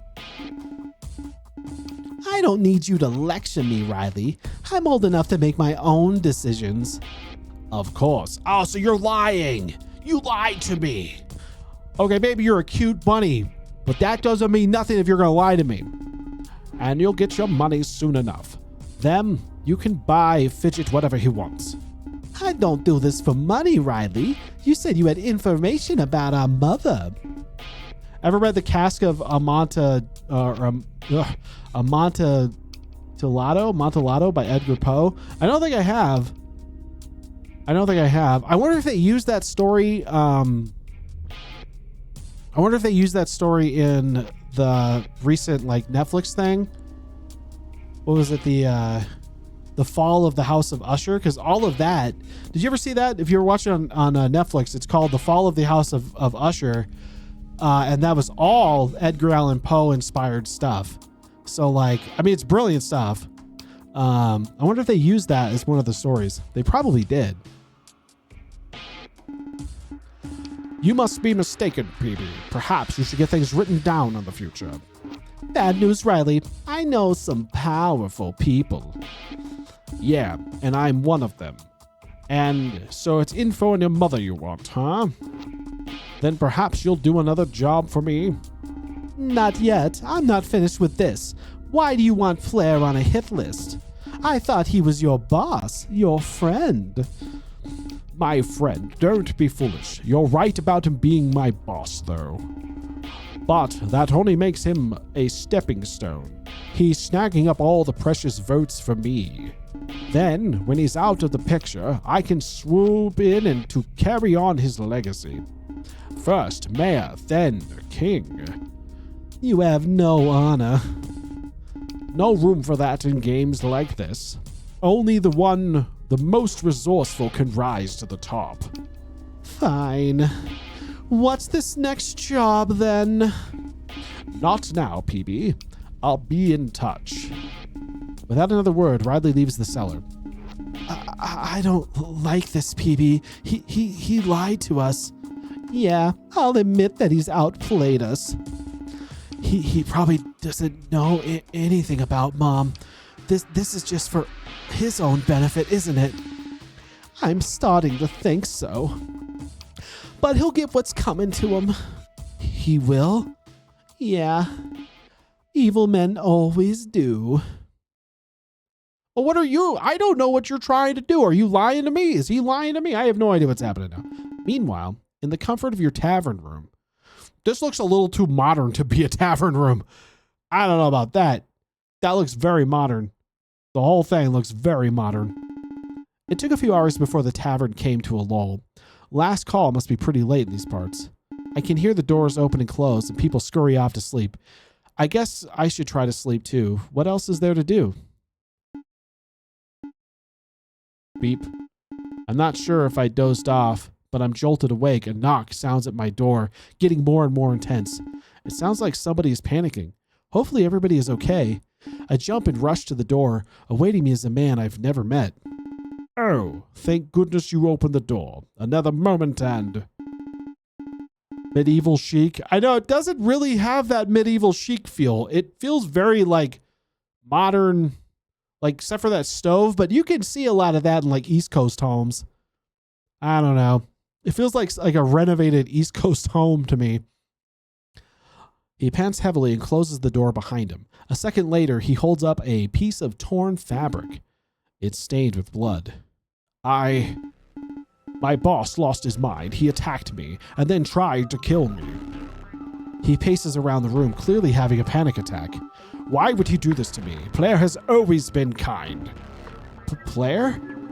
Suddenly I realize the urgency of the situation. I try to call out to Endymion and Conrad, but Riley silences me, not seduces me. I mean, I'm not against it, but don't try it right now. No, please. Nobody can know where I am. I have to think and make the right move. I cross my arms and ask him to introduce myself. I ask him to introduce myself. I don't feel like that's the right sentence. I cross my arms and ask him to introduce myself. I feel like he meant himself. If I'm going to help him, I might as well know who he is. Of course, my name is Riley. Thank you for your shelter, Nathan. How does he know my name? I'm starting to get bad vibes here. I take a few steps away until my back is against the wall. Riley steps forward, looking around the room in a panic. I won't be here long, I promise. I just need to figure all of this out. It all happened so suddenly, and really, I'm just scared. There's a feeling I can relate to. He takes a few deep breaths and starts to calm down. When he's more relaxed, he throws the fabric on the ground. Sorry. It's just making me relive all of this. I need to stop thinking about it so I can focus. He takes a step toward me, his trembling slowly subsiding. That. And I needed to make it look like you struggled. He lunges forward, wrapping his hands around my throat. I squirm and struggle, unable to breathe. I try calling out for help. Silence! I kick at him, to no avail. He used my dwindling strength against me and stomps on my foot. My vision starts to fade, along with any attempts to pry his hands off of me. There's such a conflicted look in his face. It's like he doesn't even want to do this, but needs to. He growls, almost like he's struggling to follow through with it. But as I lose consciousness, he starts to smirk. Or at least, it's clear that any doubts had subsided in the face of his goal. Whatever that goal was. Rest well, Savior. The last thing I remember as I pass out is the Ark. That man promised me that no harm would befall me on Terra. As the last couple of tears stream down my face, I realize that he may have been wrong. I know! What the hell just happened? I can't believe he just killed me like that. I completed chapter 3. Holy shit. Meanwhile, in the throne room. Well then, Rio, things are getting a bit more complicated. Worrisome too, I might add. The usurpers inch closer and closer to my throne. It's almost a game to them, but remember, it's trivial. Considering our goal, think of it as entertainment. It's definitely fun to watch, isn't it? Especially with how wrong right he is. He's scrambling in the dark for anything he can get. Perhaps I should have been more open about my plan. It would have been the noble thing to do. Noble, sure, but not fun. I'd like the idea of keeping it all a secret. I'm not looking to have fun, Ryu. This is about change for everybody. Fine. As long as my end of the bargain still stands. Of course, Earth is yours to play with. I have no need for it, especially now that the Savior is on Terra. Well, about that, I'll be sending them back home, at least for the time being. Why? They have to keep up appearances. I figured you would know about that, Velasquez. As one of the lucky two, they have to play the part. But don't worry, you'll have them back soon enough. This is part of your own plan, isn't it? Perhaps I should have never given you Earth. It is, and it's too late to back out now.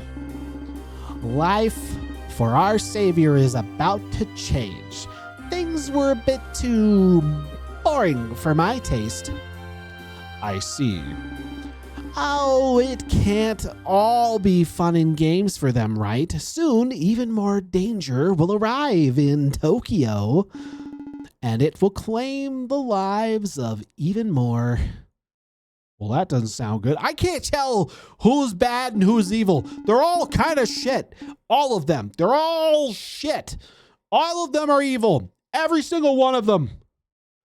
I'm claiming that they're all bad people. Every single one. Where am I? What is going on? I remember Riley attacking my hotel. Destroy them? I will. I am, in fact. You have to understand, Crispy, I am the savior, and I will destroy them with a snap of my fingers. I still don't know what my powers are, but if I snap my fingers, I'm assuming that we'll find out. It's literally going to be like... Nice. Okay? That's what we're going to do. Now all I see is darkness. It's almost like my spirit left my body. It's weird. I can sense my surroundings, or lack thereof. Am I dead? I can't even feel my own body. I'm just here in some kind of void. But then, I feel a large rush of speed. Much like my first time I was sent to Terra, my body is racked with pain, but this time I can bear it. A second later, everything seems to stop. Then I hit the ground with a loud thud. One by one, my senses return. I'm face down in some sort of carpet. Wait, this is the hotel room back on Earth. It is. I immediately rise to my feet and run over to Keela. He's passed out on the floor, and he's actually cold to the touch. I gulp. Instincts tells me that this is what a corpse would feel like. But then he starts to move. With signs of extreme fatigue, he tumbles as he tries to stand up. He stumbles over, and I wrap an arm around him, helping him to remain stable. Huh? What happened? Man, my back is so stiff. Did I pass out or something? I shrug. There's more important matters at hand. I ask Keela if he remembers anything that happened last night. The sun outside reveals it's now the next day. Oh. It was Claith. I must have passed out in shock. If he died, then what happened to us? I don't want to go home, Nathan. He grips my shoulders and shakes me a few times. It's not true. Tell me it's not true. I'm sorry, Keela. No. We need to bring him back. We can't let them get away with this. I'm not sure how to respond. He's clearly in denial. As if to save me, my phone goes off. It's a text from Rook. I guess him and Jade are coming to pick us up. Hey, who was that? Did they say anything about Claith? I let them know that it was just Rook. They're going to take us to the convention center. We'll be meeting with the tour manager having a chat. Whatever happens to us, we'd find out today. This is not looking good, Nathan. I can't tell if he remembers anything about Terra or not. Erring on the side of caution, I choose not to say anything. Perhaps I really was saved by the man in the Ark. Then what happened to me in the tavern room? Am I just on the floor like I was over there? How could my body exist in two places at once? None of this makes any sense. Well, the tour manager must know everything. Time to get some answers, and maybe even revenge. Revenge? Against a serial killer? I definitely don't think that's in our lane. But then again, until yesterday, I never thought of myself as a savior. If all this was intertwined, maybe I'd have to step up to bat. A second later, my phone goes off again, but this time, what I see sends shivers down my spine. Uh-oh. This is wild. I'm watching you. Who's watching me? Crispy, was that you? Did you send that to me? This is wild. This game is wild. This game is kind of crazy. I mean, I think Komarebi ended up kind of like that too. You are watching me. I know. That's why I think it might be you. Komarebi was kind of wild too. And I guess Winds of Change had some wild moments in it as well. If nothing else, these are just wild and crazy stories, but we'll see where this goes. I'm watching you. Huh? Who could this be? Why are they saying this? This must be some kind of prank. I let out a loud sigh. Just my luck, as if anyone in the world, or as if issues on one world isn't enough, Keela must notice my change in demeanor. Is everything all right? You look like you've seen a ghost. All good. It's just Rook. They're almost here. Oh, okay. I'll head downstairs then. He runs off as fast as he can. I can sense he's trying to put on an act. After all that's happened, though, I can't blame him. Before leaving, I close all of the blinds. I guess that text message got the better of me. Even if it was a prank, it would have filled anyone with fright. However, part of me can tell it wasn't a prank. I leave the room, and a growing paranoia gnaws at my mind. I mean, if somebody sends you a text after, like, you know, a big pop star that you're on a thing, like on a contest thing that gets killed, and someone says, I'm watching you, I would probably be a little bit concerned as well. A little. Just a wee bit. I make my way down to the lobby as quick as I can.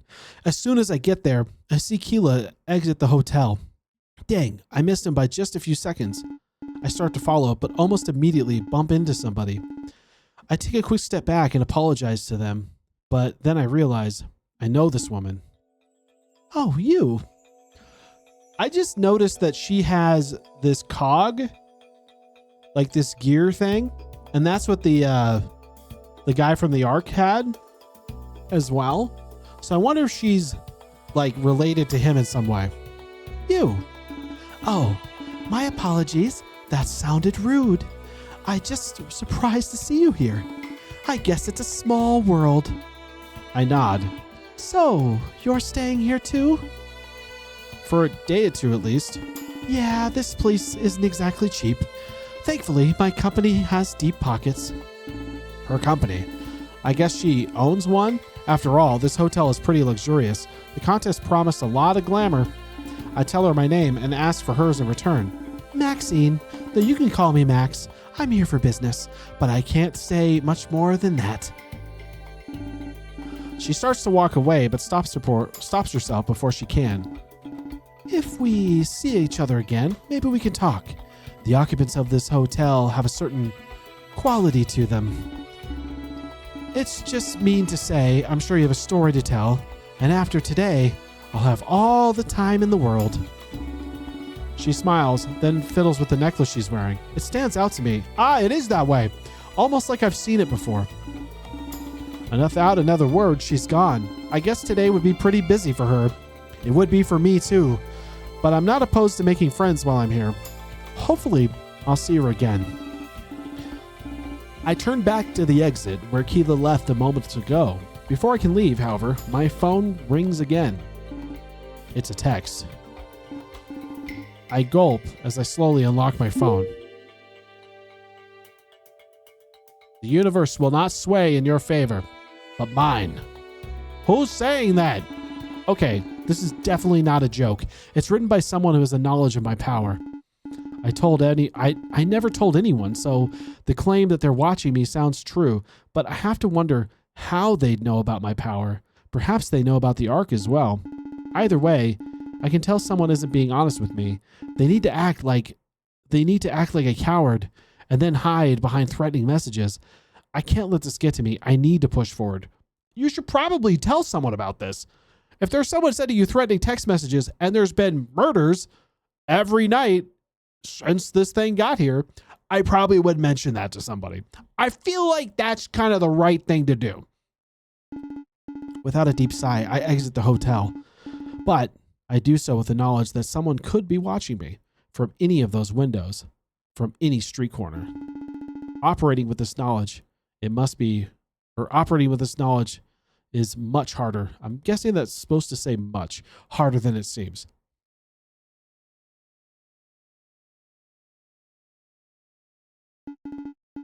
I enter the limo and take my seat immediately. We're not alone. Instead of the front, Inumi is sitting with us in the back. However, he's not alone either. He's sitting beside someone new. Since we've never met, I introduce myself. Who are you? I know who you are. Oh, you're the lucky two. Gotta say, I admire your dedication. He gives me and Keela a wide smile before offering a hand. However, I only choose to shake it. Keela remains in a state of shock. You can call me Acheron.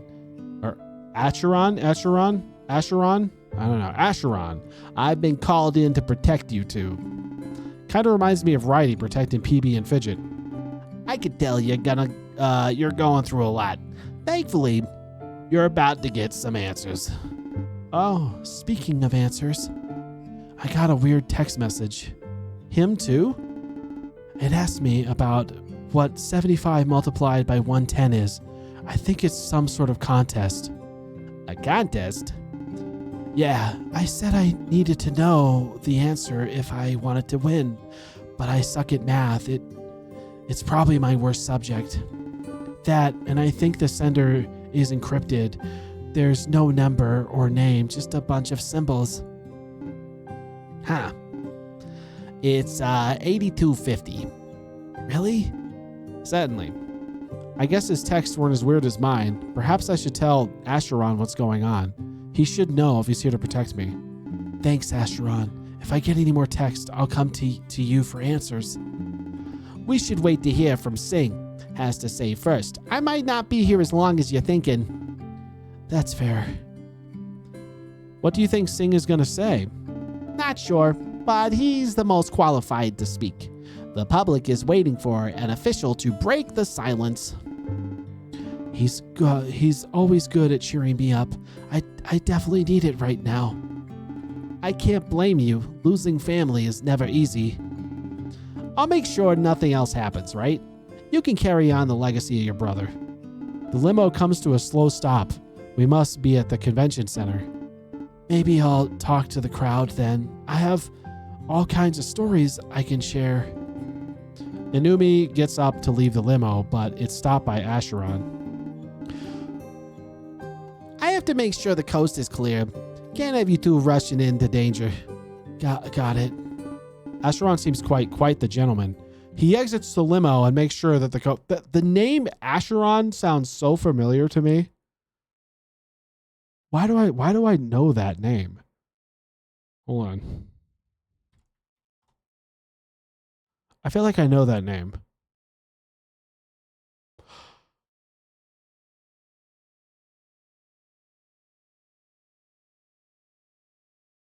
I do know that name.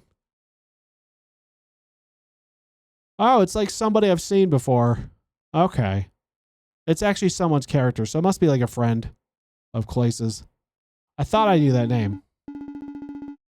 Sounds like a Final Fantasy character. Nah, it's somebody's actual persona. Must be a friend of Clace's, but I thought I've seen them before. I can hear a roaring crowd once the door is opened. There must be a lot of people looking for answers. I step out and I'm greeted to the side of the convention center. I guess this was going to be our home base. The design is more modern and complex. Looks like we'd be doing stuff in style. Probably not though, because I think they said they were going to take us home. Not even a second after exiting the limo, the media is upon us. They're countless in their numbers, as if they're trying to block our entry. With gripped microphones, it's almost like they're demanding answers. It's the Lucky Two. Hey, I recognize that reporter from the TV. They're the one that reported the death of Clace. I remember them too. Contest winners, we need to talk. There's a lot of allegations going around today. Allegations? Could this all just be a publicity stunt? Is Clace safe and sound in the convention center? I have no idea what to say. Thankfully, Acheron steps in. We got nothing to say. Keep walking, Nathan. They can't stop us. Any physical contact is against the law. They'll have to make their way for us as we move forward. That is, unless they want to lose their careers. He gulps. Perhaps we can talk another time. The reporter steps back, clearly intimidated by Acheron. Who wouldn't be? He does seem like he works out. Also, I just made the mistake of looking him up on Fur Affinity. And he's there. He's definitely there. Don't look it up. Don't look it up. It's not for your eyes. Your eyes would catch on fire or something. Don't do it. Let's continue to remember and don't engage. We can't say anything until we know all the facts. And we won't know all the facts until we talk to Sing. Right, the tour manager. I nod as I start to follow Acheron. He leads us inside. Keela looks like he's in shock, and Ayumi waves to the crowd. He must be used to the spotlight. Looking back, I can see that Jade is stuck in the limo. A large crowd basically blocks her from doing anything. I feel bad for her. Not used to prying eyes, huh? I nod, and that's when it hits me. However, watching me could be, or whoever's watching me could be in this crowd. In fact, they could be mere feet away. I lock up in fright and inch closer to Acheron. Then there's a vibration in my pocket. The crowd was so loud I couldn't hear the notification sound, but sure enough, it was another text from my mysterious stalker. Uh-oh. Worried, aren't you? Good. Who's doing this? I gulp. My suspicions were correct. They're in the crowd. They must have been close enough to see me change in my demeanor. This is terrifying. I gave Acheron a nudge, asking him to move faster. He gets the idea and quickly picks up the pace. As we get closer to the door, the screams of the media dissipate, and when we get inside, we're finally greeted with safety. Or at least, the illusion of safety. Well, apparently I got a stalker. Who knew? And it's just me for some reason. I let out a huge sigh of relief upon seeing inside. It was great to get away from all that noise, and whomever was following me, the windows are dim too. I feel like I'd be safe as long as we stayed here. You did a good job out there. Not many can handle the media like that. Thanks. I should probably talk to Acheron about the texts, but it would have to wait until we're both in private. Keela seems to forget what happened, so I can't bring stuff up around him. I'm kind of jealous, though. I wish I could forget about everything as well. Do you two mind waiting here? I'm going to go find out what's happening upstairs. Sounds fine with me. Keela nods as well. I'll be right back. He takes his leave and goes off in his own direction. I decide to ask Keela how he's holding up. He's been really silent. I'm good, just overwhelmed. I mean, what are the odds? We're going to get involved with the media now, too. And not in a good way, like from winning the contest. It feels like everything is working against us. The media is probably going to dig up our past as well. We can kiss our privacy goodbye and throw it out the window. I guess he's right. Basically, luck is not on our side. Yeah, this was supposed to be the time of our lives. It was supposed to be a luxurious and cater to our every whim. But we really had no idea what was about to happen. I tell Keela that we should... There is an incoming break for adverts in 2 minutes. Oh, there is. Okay. Until we have to hear what Singh has to say. Yeah, that's true. Anything could happen. He turns around and starts to wander the lobby. It's pretty huge. For some reason, it feels familiar, like from a place back home. TV's lining the wall, playing some sort of local news report. Wait, I'd recognize that guy anywhere. It looks like this report might be of interest to me, too. Fukumoto here. I've been lucky enough to snag an exclusive interview. This is very spontaneous, so excuse the quality. You might recognize our guest. He's been under some scrutiny. After all, she's only been here for a couple of weeks. But if you want to hear the full story, no better time than the present. Everybody, welcome Maxine Armstrong, CEO of Armstrong Incorporated. A pleasure to be here, Fukumoto-san. Wait, it's her. She's special enough to warrant her own report? For those who don't know, Maxine came here from... Please, call me Max. Very well. Max is here visiting from the United States, but nobody knows the real reason why. This has made a lot of people feel uneasy. After all, Armstrong deals in weaponry. Or, as someone say, in war. Interesting. Our products are a security measure meant to ensure safety. All of our clients undergo mental health evaluations as well. These weapons aren't meant to cause conflict or incite war. On the contrary, their installation is actually a deterrent. After all, why strike when you're destined to lose? It's the same as nuclear weapons, just on a much smaller scale. We offer people a note of similar level of protection, just something to stop attacks from happening in the first place. Okay, we're about to go on ad break, so I'm going to take a break here. I'll be back in about 3 minutes, and then we'll continue on the story. I'll see you guys very, very soon. Don't leave your seats, or I will know, and I will find you.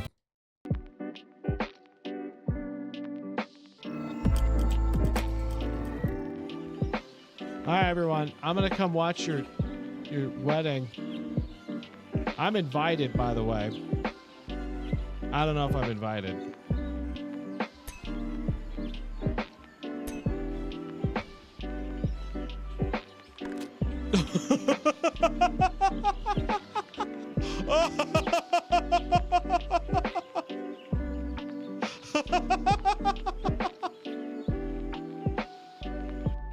Which character in Major Minor 2.0 he looks like he's pretty soft. Revision is known for their pretty iconic red comfortable. I'm gonna go scarf? comfy. A. Keeler B, Rook C, Conrad D, Rayo Lock in your answers chat. Let's see who's paying attention to fashion, and not just burnt lemur fur.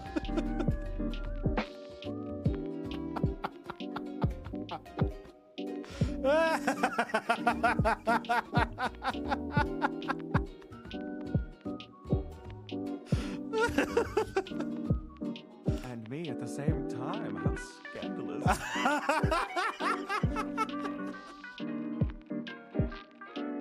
These darn legs. They may have legs for days, but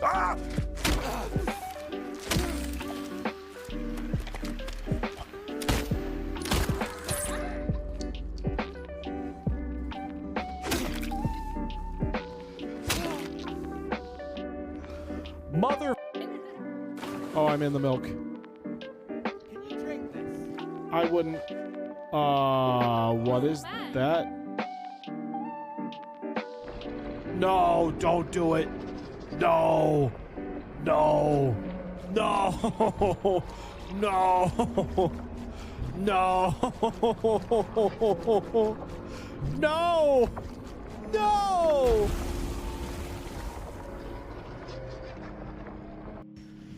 Here's a new plan. I got a new plan. I got Hello, some new Phanis plan. 93. New plan. New plan. Here we go. New plan. Give me that. Okay, come on, buddy. Come at me, bro. You want this? Oh my God, no, that's not even close. This. You want that, right? You definitely want that. He doesn't want that. Damn, Theo, that's a great view back over here. Look at that. Look at when he's like sitting like that. That's amazing. Are you watching me? You got that tail? You got that bubble butt going right now. Damn. Damn. When you shoot, man, you shoot. I'll tell you what. It's just my honor cake, okay?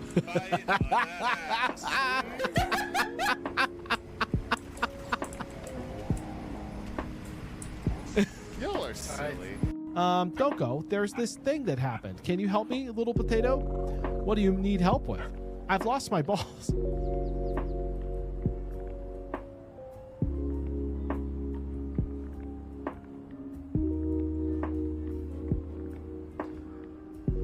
He lost his balls.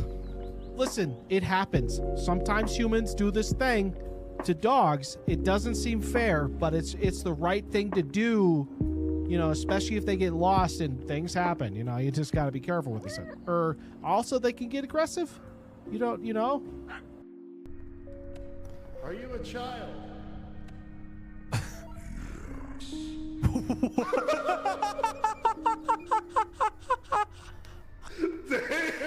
I didn't realize they would answer to that.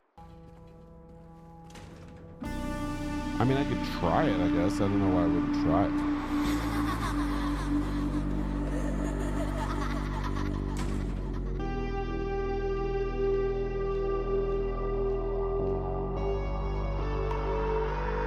What? What? Who done that? I guess what we're saying is that we would Okay, definitely- we are back from break, so let's continue on this little story and see where this goes. She's suspicious because of that gear thing. Also, she's a weapons manufacturer. She's basically Stark. She's basically Tony Stark, except a girl and a coyote, perhaps, which would be very different from Tony Stark. But maybe she is Iron Fox or Iron Yote. I don't know. I guess we'll find out together. Let's see what this does. We offer people the same level of protection in the first place. We know what that means. That is definitely an admirable mission statement, but can these weapons not be misused? Has that not happened before? Absolutely not. We're not in the business of harming innocents. They only go off in order to prevent harmful intruders. I see.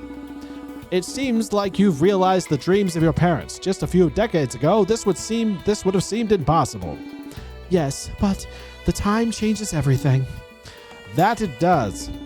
Do you have anything to say to your citizens, Max? Anything that might put their minds at ease? Unfortunately, I don't. My purpose here is confidential in nature. But remember, I'm in the business of protection. And not only that, but we offer the most advanced products in the world.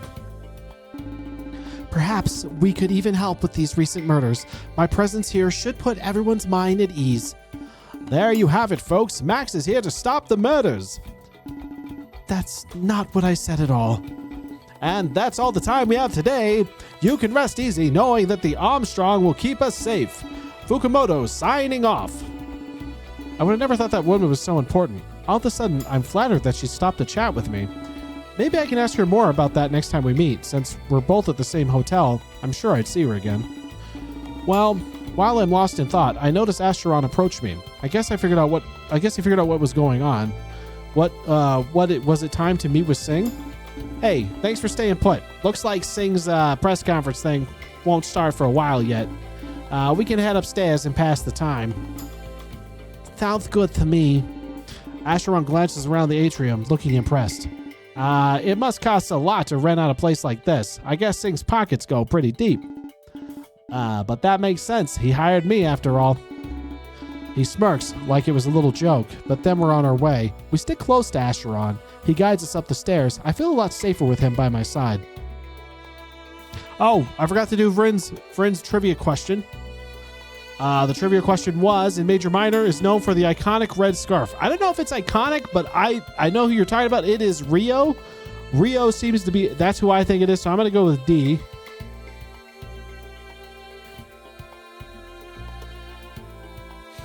No, it's not Rook. The answer is B. Rook. No, He it's rocks not. that It's red Rio. scarf like he's about to drop the hottest indie album of 3036. Hope you guessed right.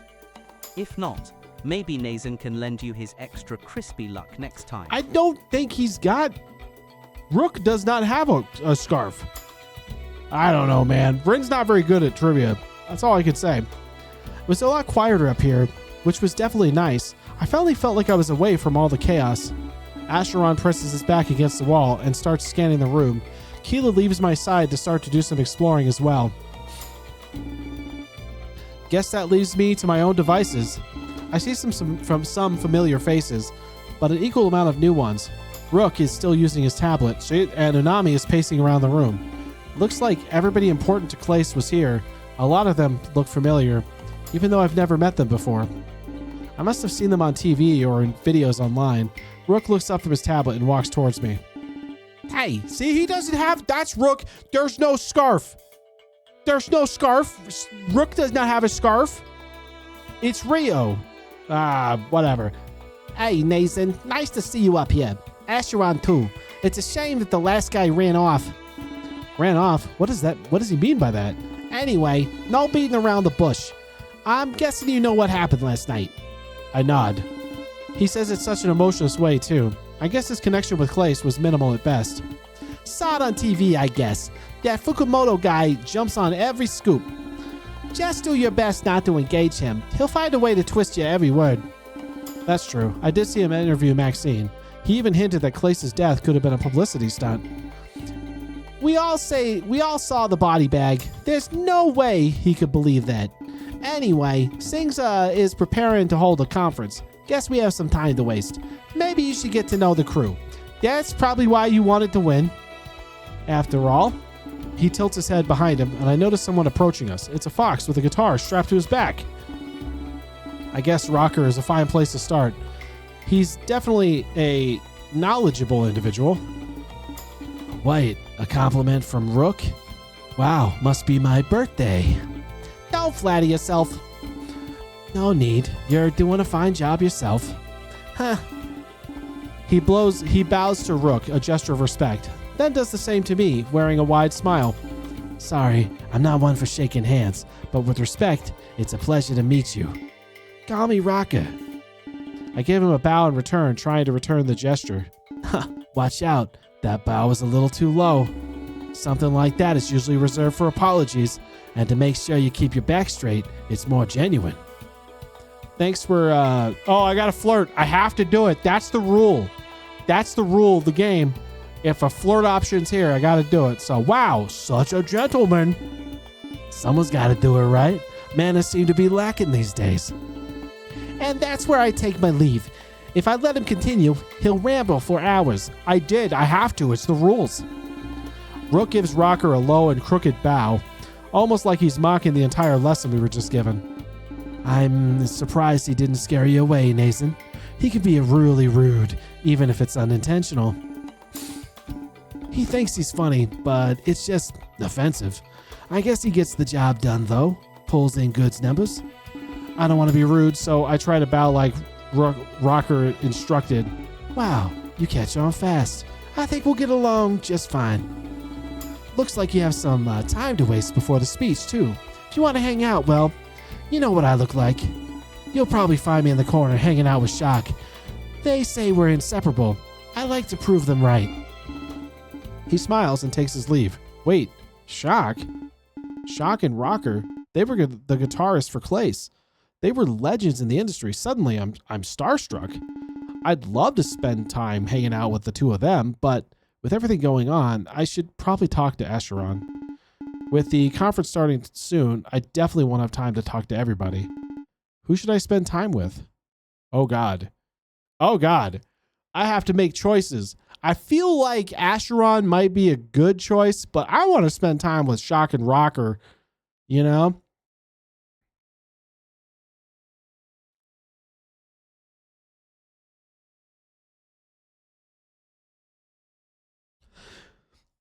Like, it feels like I should definitely, like, telling Acheron what happened is probably a smart move, but that would be way more fun. Yeah.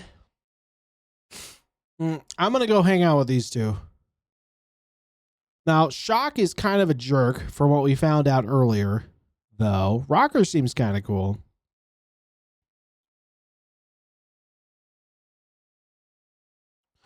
I'm a girl, eeny, meeny, miny, mo, catch a tiger by his toe. If he hollers, let him go. My mother told me to pick the very best one, and you are it. That's it. I did it. Okay, I decided to spend time with Shock and Rocker. That's why I won the contest, after all, to spend time with celebrities. And it was under way less than ideal circumstances, but I still think it counted. I'm actually interested in what they have to say. They were close to Clace. Since they were part of the band, from what I could tell, Rocker seemed okay, but what about Shock? I'd love for them to play me a song, but I doubt that'll happen. As I make my way towards them, I realize I'm entering an argument in process. Oh. You should think before you speak, man. I'm not in the mood for all this nonsense. No offense, but it makes you look stupid. Saying no offense doesn't really absolve you of being rude. Oh, hey, Nathan. I was just talking to Shock about Clace. Well, it's more like talking to a brick wall. I'd have to respect how much he sticks to his values. It's business. Integrity is everything. I'd rather not go down in history as a pushover. God damn it. I love the aggression. It's pretty fucking hot. I gotta do it. I have to. It's the rules. It's the rules. Excuse me. I don't need flattery from someone like you. I'm sorry about this, Nathan. You're the super fan, right? No, I have to, Crispy. It's the rules. I've done it in every single one of these games that have come out from Clace. I've done it, and I have to do it.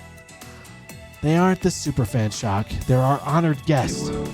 Oh, whoa, I'm nude. Well, you know what? Actually, I'm to be fair, I'm wearing about as much of a shirt as most of the people in this game at this point. So, sure, they didn't earn that honor like we did. They just bought a red carpet they just bought a red carpet and rolled it out for themselves. They can't buy your way into Clace's life, no matter how hard you try. And guess now you can't, no matter which way you played it. Again, I have to apologize. This death is hitting Shock pretty hard. Him and Clace go way back to childhood. Oh, that does make a lot more sense. I guess anger is a stage of grief after all. And here I was worried he was just being a jerk for fun. I was just talking to him about how people can live on after death. Which I say is impossible. You didn't even let me land. Can I at least finish off before you insult me? No promises. Well, I know he's gone, but it's possible for him to live on. You know, in his art, in his possessions. People think death is final, but it's not. He'll live on forever in our memories.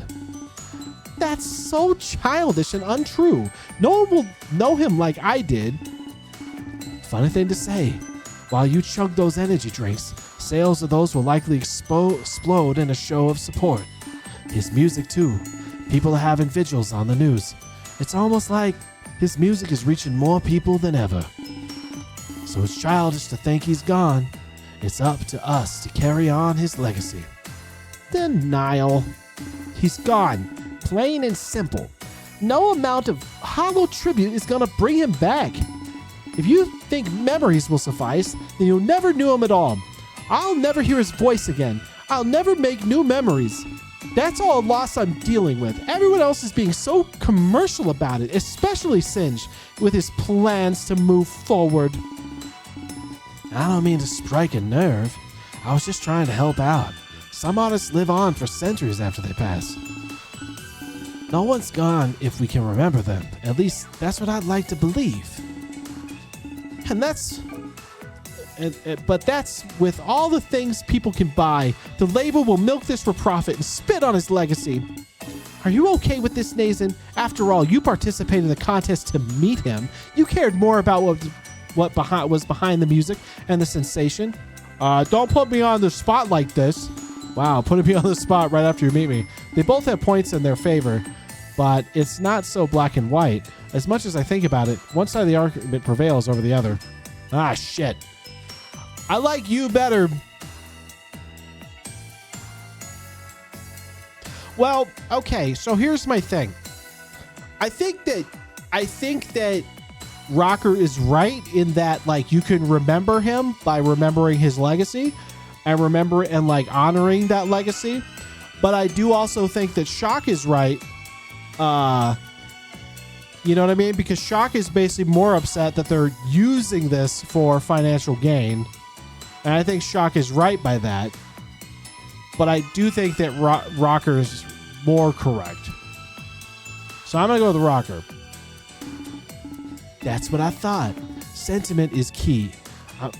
I'm going to ensure that he lives on in my own little way. And so are all of his fans. Huh? Guess I should have expected this. Clace is the only one who ever agreed with me. Shock smiles softly. Can we move on now at least? An outside perspective put our feud to rest. And, you know, it's what Case would have wanted. He hated to see us at odds. Yeah, that's true. Too bad he's not here to stop us. Nathan came close enough. Thanks again for the chat, by the way. Be seeing ya. Seems like I picked the wrong time to approach them. Wow, but I'm glad they more or less came to a conclusion and stopped fighting. What the tour needed right now was unity and support from one another. I can understand being conflicted about honoring his legacy, though, especially when there's two sides. Fans and close friends, but I guess it didn't really matter what side you were on.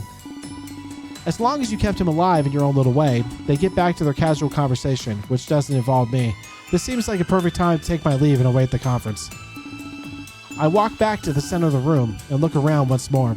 Everyone looks anxious and restless. I definitely can't blame them, but with the press conference happening soon, we'd finally have some answers. Especially what would happen with me and Keela.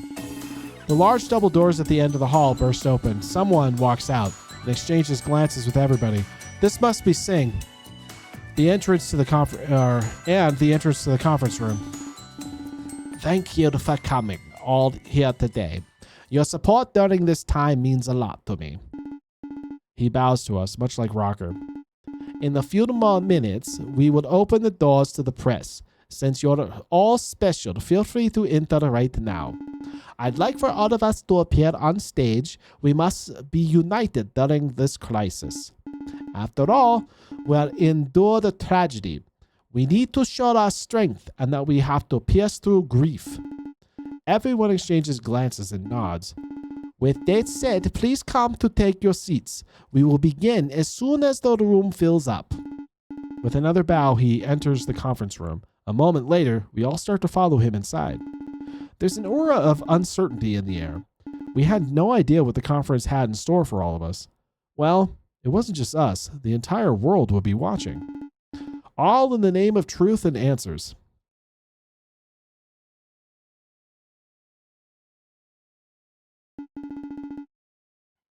In the morning after the tavern incident. I'm sorry. This is a lot to take in. I would mind starting from the beginning. You're not the only one taken aback. These events shocked me as well, my lord. I must apologize for keeping... I enjoy the Russian-esque accent. I know I'm doing my best to try and come up with like different voices for all the characters, but it's a lot of characters, so it's tough. But I'll do my best. I'm continuing to do my best. And I guess, are you talking about the dragon character? I don't know. I think maybe that's Russian. I kind of feel like more German, but maybe. You must apologize for keeping my agenda secret. You would have endorsed my actions if you knew. Even if they were of greater good? Exactly. I had to take things into my own hands. I'm still having trouble believing it, though. Andamir and Conrad were my trusted allies. The suggestion that they would betray me, I almost feel like laughing. And yet, here we are. It's far more than a suggestion, my lord. I saw them in the tavern last night. Andamir and Conrad had a strong stranger in tow. But not just any stranger. It was an off-worlder, I guarantee it. Then they should be bringing them to me. Yes, hence their betrayal. They were bringing this off-worlder to Velasquez. And that directly violates your truce. Yes, we did have an arrangement. All of it should go through me. It's easier to track. Is there a chance you misunderstood things? Perhaps they were using Velasquez as a cover story. Impossible. They filed the paperwork. This off-worlder is an official resident of Terra. Player size. Then I guess I have no choice but to believe you. But why would Velasquez need for an off-worlder? This is unlike anything I've ever experienced, right? Or this person must be important, Riley. I'm unsure, my lord, but this is irrelevant. I cannot excuse this betrayal. You're right. Thanks for bringing this to my attention. But now I'm curious, who could this person be? They make all my allies turn on me just like that. They must be more here than meets the eye. Or again, I am unsure, but you could ask them yourself. I did what you wanted. I took action after seeing this betrayal. Riley, what did you do? It was unfortunate, but it had to happen. I paid them a visit, and they ended up attacking me. One thing led to another, and they ended up passing out. An opportunity presented itself to me, so I seized it. They are in our prison right now, along with all the others. What? Riley, how could you be so foolish? Do you realize what you've done? You abducted a legal resident of Terra, and on top of it, they were wanted by Velasquez.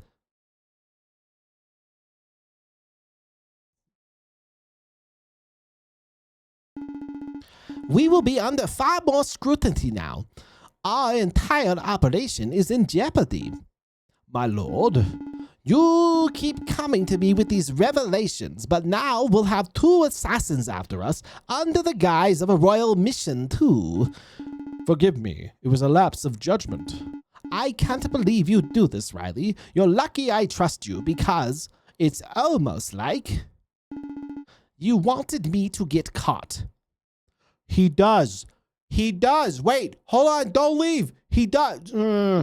Okay, this is going back and forth. I'm so confused. We all file into the conference room one by one. It seems like everyone carries a sense of anxiety with them. When we reach the stage area, we all take a seat, and that's enough for everyone. I stare onward at the empty room before us. Soon it will be filled with seekers of the truth, fans, press, and everybody in between. But they all shared a common goal: enlightenment. I sit on the far right side with Keela to my left. I look further to my left and see that everybody is there. Well, except for Jade. I guess she's off doing PR stuff. Sure enough, as soon as the door opens flooding in, and just like I would expect, Jade is among them. After giving everybody enough time to enter, Singh stands up and grabs his mic. It looks like every seat had one in front of them. Everyone, I didn't have to talk. Hopefully, I didn't have to talk. I'd like to thank all of you for coming. I know this is early, but we couldn't wait any longer. The more we waited, the more people would be filled in with the blanks. I've decided that everyone deserves to know the truth immediately. The truth is that someone has hurt us profoundly. We carry it with us right now, as we likely will forever. He rubs his eyes, clearly fatigued. That's why there will be no photography today. However, you are more than welcome to take notes on everything. For those terms are acceptable, I will now begin. He gulps, as everyone in the audience nods. I relay this news with a heavy heart. Last night, the life of our idol was taken. Clace, a victim of these midnight deaths. The audience starts mumbling to themselves as they take notes. The cause's death is confirmed the relation a serial killer has targeted the heart of Arturo. Many have suspected suicide or even a publicity stunt. I am here to confirm that neither are true. I know we are under scrutiny upon our arrival. There are even those who suggested the killer was one of us. I would never have expected that a death among us would be our absolvement, but I hope you can see we are no exception to the agenda of this killer. With that said, I will now open up for questions. However, please be considerate of our grief. I have a question, Sin. Of course. You say that Clace is a victim of midnight deaths. Does that mean that he died of asphyxiation under mysterious circumstances? Yes, it does. How exactly is that mysterious? Asphyxiation is quite a clear cause of death. Well, I know the police are being hasty. They are ruling these as suicides despite the mystery. And while the markings of the body are clear, there is no evidence someone else must have been involved and cleaned the crime scene. I see. Thank you for your time. Either the crime scene was tampered with or the body was moved. Either outcome makes us certain that these are murders, nothing else. And the world deserves to know the truth. These murders have stolen friends, families, and lovers.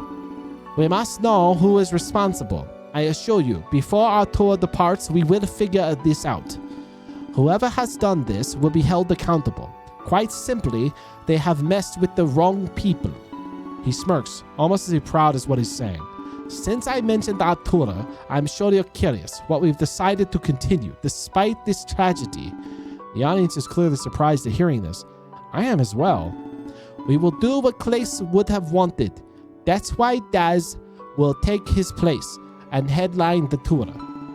He motions toward the woman with the long yellow hair.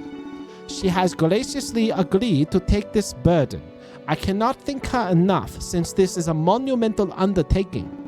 We will repurpose the tour in memorial of those who are affected. Shark and Rocker will also remain and help us play this out. As a family, we will honor the fallen. He looks down as if offering a moment of silence before continuing. I will open for questions one more time. After that, I will have to end this conference. Fukumoto raises his hand once again. This will be my last question, Sing. But I ask it as a friend. Are you worried for the safety of Daz? For the matter, or for that matter, the Lucky too? What if the killer continues? Actually, I'm not worried. I in fact have one last announcement.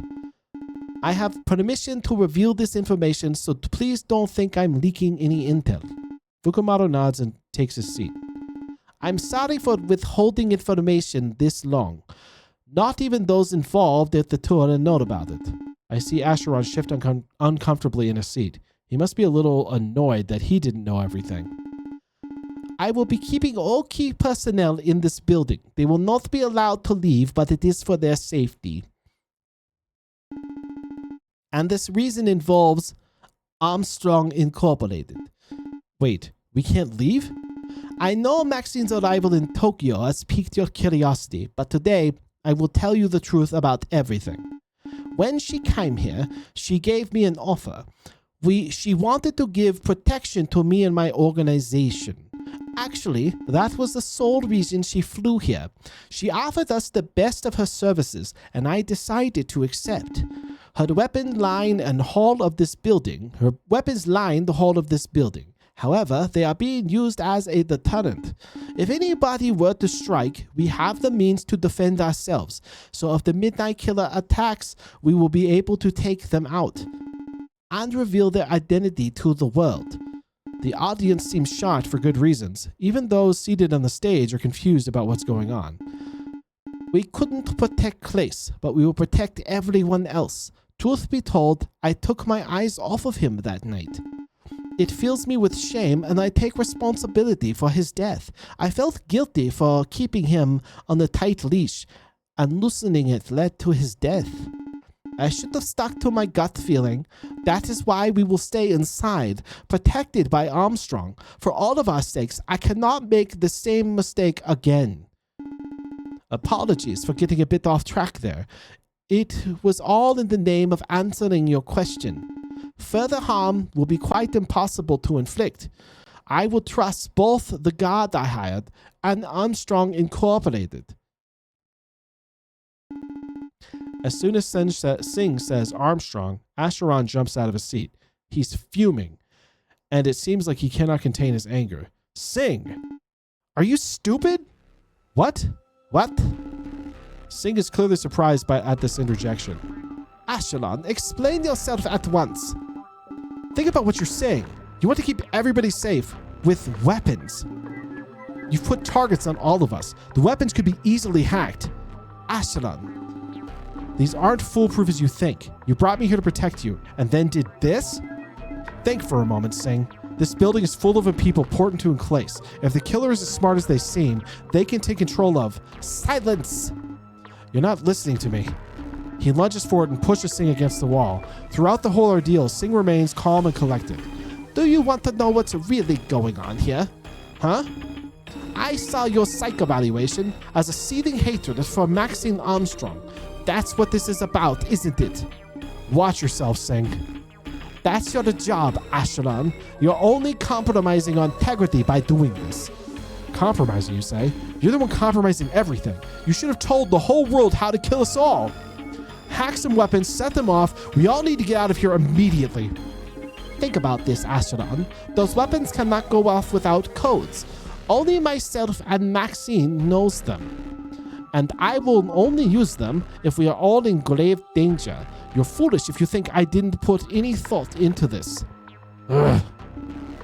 Let go of me, Asheron, and return to your seat. These weapons are a last resort, in case your expertise falls through. Is it starting to? Typical German Red Dragon man. I know, right? It's always them. It's always you. Also, I don't know you. I've seen pictures of you that we won't talk about. I don't know you, and also I do not know what's going on with this lack of shirt and apparently no pants. Potentially. Go on, show everybody here. Asheron growls at the challenge and lets go of Sing. That really was a checkmate. Asheron didn't have any choice. Sing dusts off his coat as if the altercation made him dirty. I assure you, Asheron, we are all safe. Whatever you're worried about, it's nearly impossible. What did Armstrong take from you anyway? Why do you hate her enough to do this? They stare into each other's eyes and in an intense silence. Asheron sighs and turns to face the audience. I am deeply sorry for my behavior just now. Tensions are high and I let it get the better of me. A second later, he takes his seat. I'm sorry for that as well, everybody. I'm sure you can imagine the kind of stress we are under. I hope you can understand what I'm saying. Please refrain from reporting that incident. The audience nods, though I'm not sure if it's genuine. Yeah, because that's what the press does. They see something like that, and they're just going to be like, yeah, definitely, we're not going to talk about that at all. Definitely. But please, feel free to report everything else, especially the involvement of Maxine Armstrong. She is here to protect, not to cause harm. We are working together to put a stop to all this. She too wishes for the survival of everyone here. In fact, I'd wager that it's safer in here than out there. So please try not to flip this into something sinister. He bows. Thank you for coming. A second later, everybody starts to file out of the room. I'm really conflicted. I'm not sure how I should feel. Am I a prisoner now? I guess that's a harsh word. But we're surrounded by weapons? That terrifies me. Even if they should be used as a deterrent, nobody would attack if they knew they were set up for failure. I take a deep breath and try to relax. But by the time I'm calm, the room is nearly empty. The few that remain are those involved with the tour. I guess the major players would be forced to stay inside.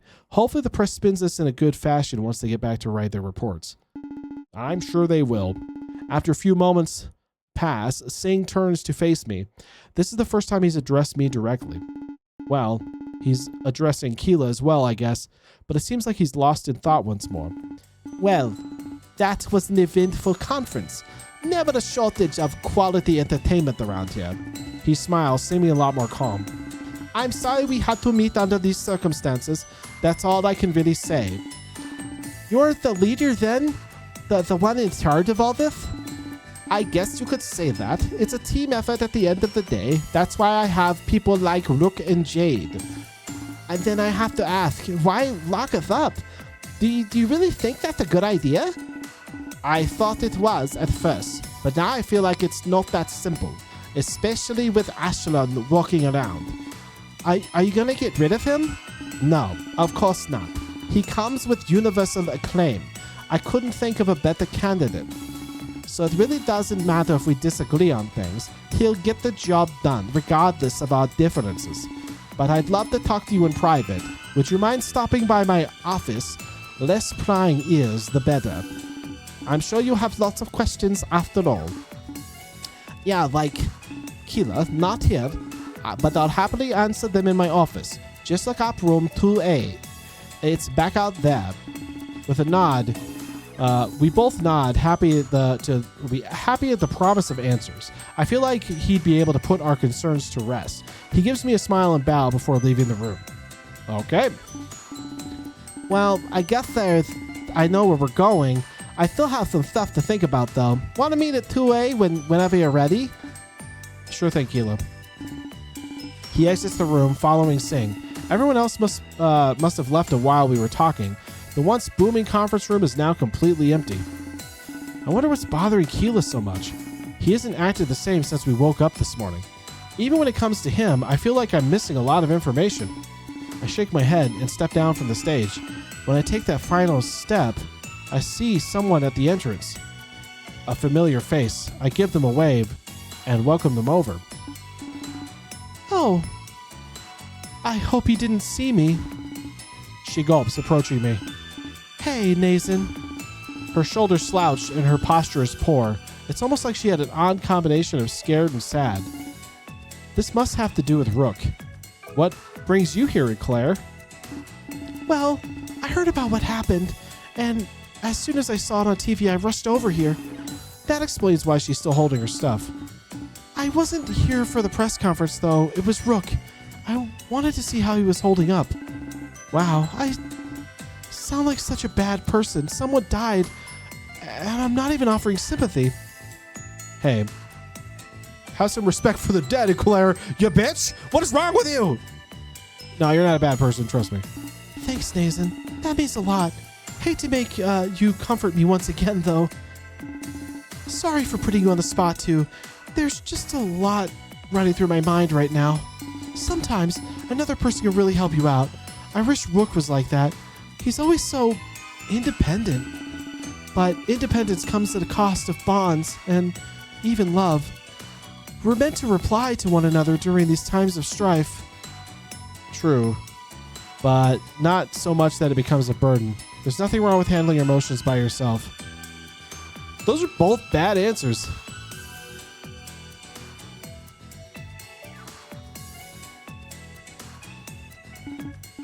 For my friends, I'll carry any burden. But I guess I own a maid cafe, so serving is my nature. Perhaps that means I've lost sight of myself as well, just like Rook did, but in another way. I would have told you more yesterday, but I wasn't feeling too good. I'm sorry for that, and I hope I can make it up to you. Part of me thought that things would be better if I talked to Rook. It's been years, and I think it might be time to bridge that gap. I must have missed him, though. Maybe he went off to talk to Sing or Jade. It sucks to see someone doing so well without you, especially when they meant everything. My partnership with Rook was the time of my life, and I hate looking back and realizing what I've lost. But maybe it's time for the best that he's not here. Part of me thinks I was just acting for selfish reasons. After all, he's moved on, right? Why should he need a blast from the past?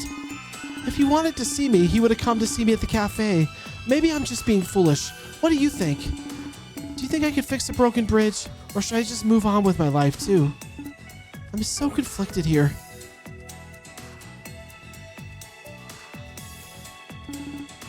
I'm glad you think so. Now I feel a bit better about myself. Everything has been so cloudy, and my head is such a mess. But you give me hope. In my books, that's the best gift in the world. Thanks for the chat. I guess I better get going. I'm sure you have important stuff to do, right? Contests to win, stuff like that. She smiles softly. See you around, Lucky. She slowly walks away, but her body language is different. All I can really do is hope that I gave her the right advice. No matter what I believe, everyone's circumstances were unique. Hopefully, we'd be able to go back to her cafe and get that real experience.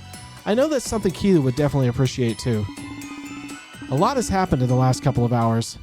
Life in this business moved fast, and that's an understatement.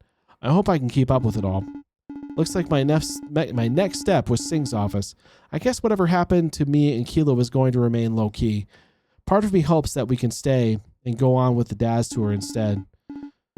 I did go through with a lot to win this contest after all. I'd hate to have the prize stripped away from me like that. At least I'd get to hang out with everybody in the meantime. And if we had to stay in this building, at least it's somewhere safe. The only people who could set those weapons off were Max and Sing.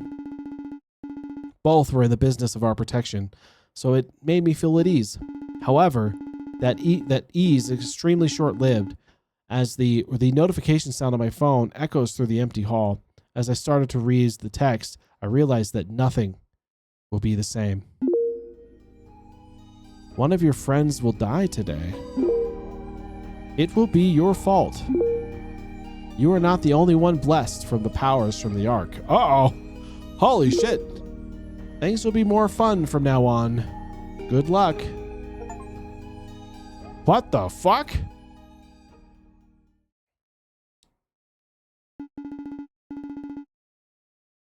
Before your arrival in Tokyo and before the contest began. Though, if I may reiterate, I've recently engaged in a bargain to gain dominion, not only over Earth, but its people too, and the flow of time therein.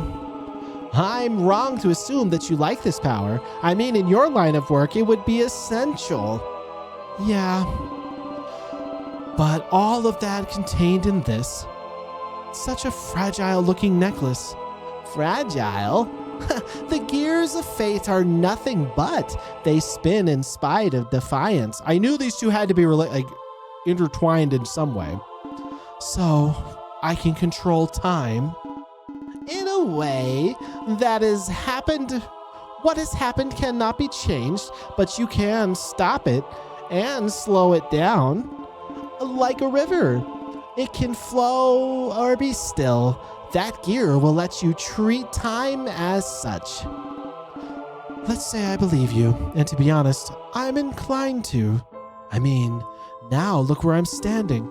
I think of all people I could save, the struggling or those in danger. But you must want something in return. You wouldn't just hand over this power. No one would. I'm glad you're as smart as they say. The truth is, I grow tired of this place. The Ark is fun for a time, but my ambitions have grown larger. I seek a worthy successor, someone to rule in my stead. However, there is more to control than just time. The power of the Ark runs deep. So this is just a taste to whet my appetite? You could say that, yeah.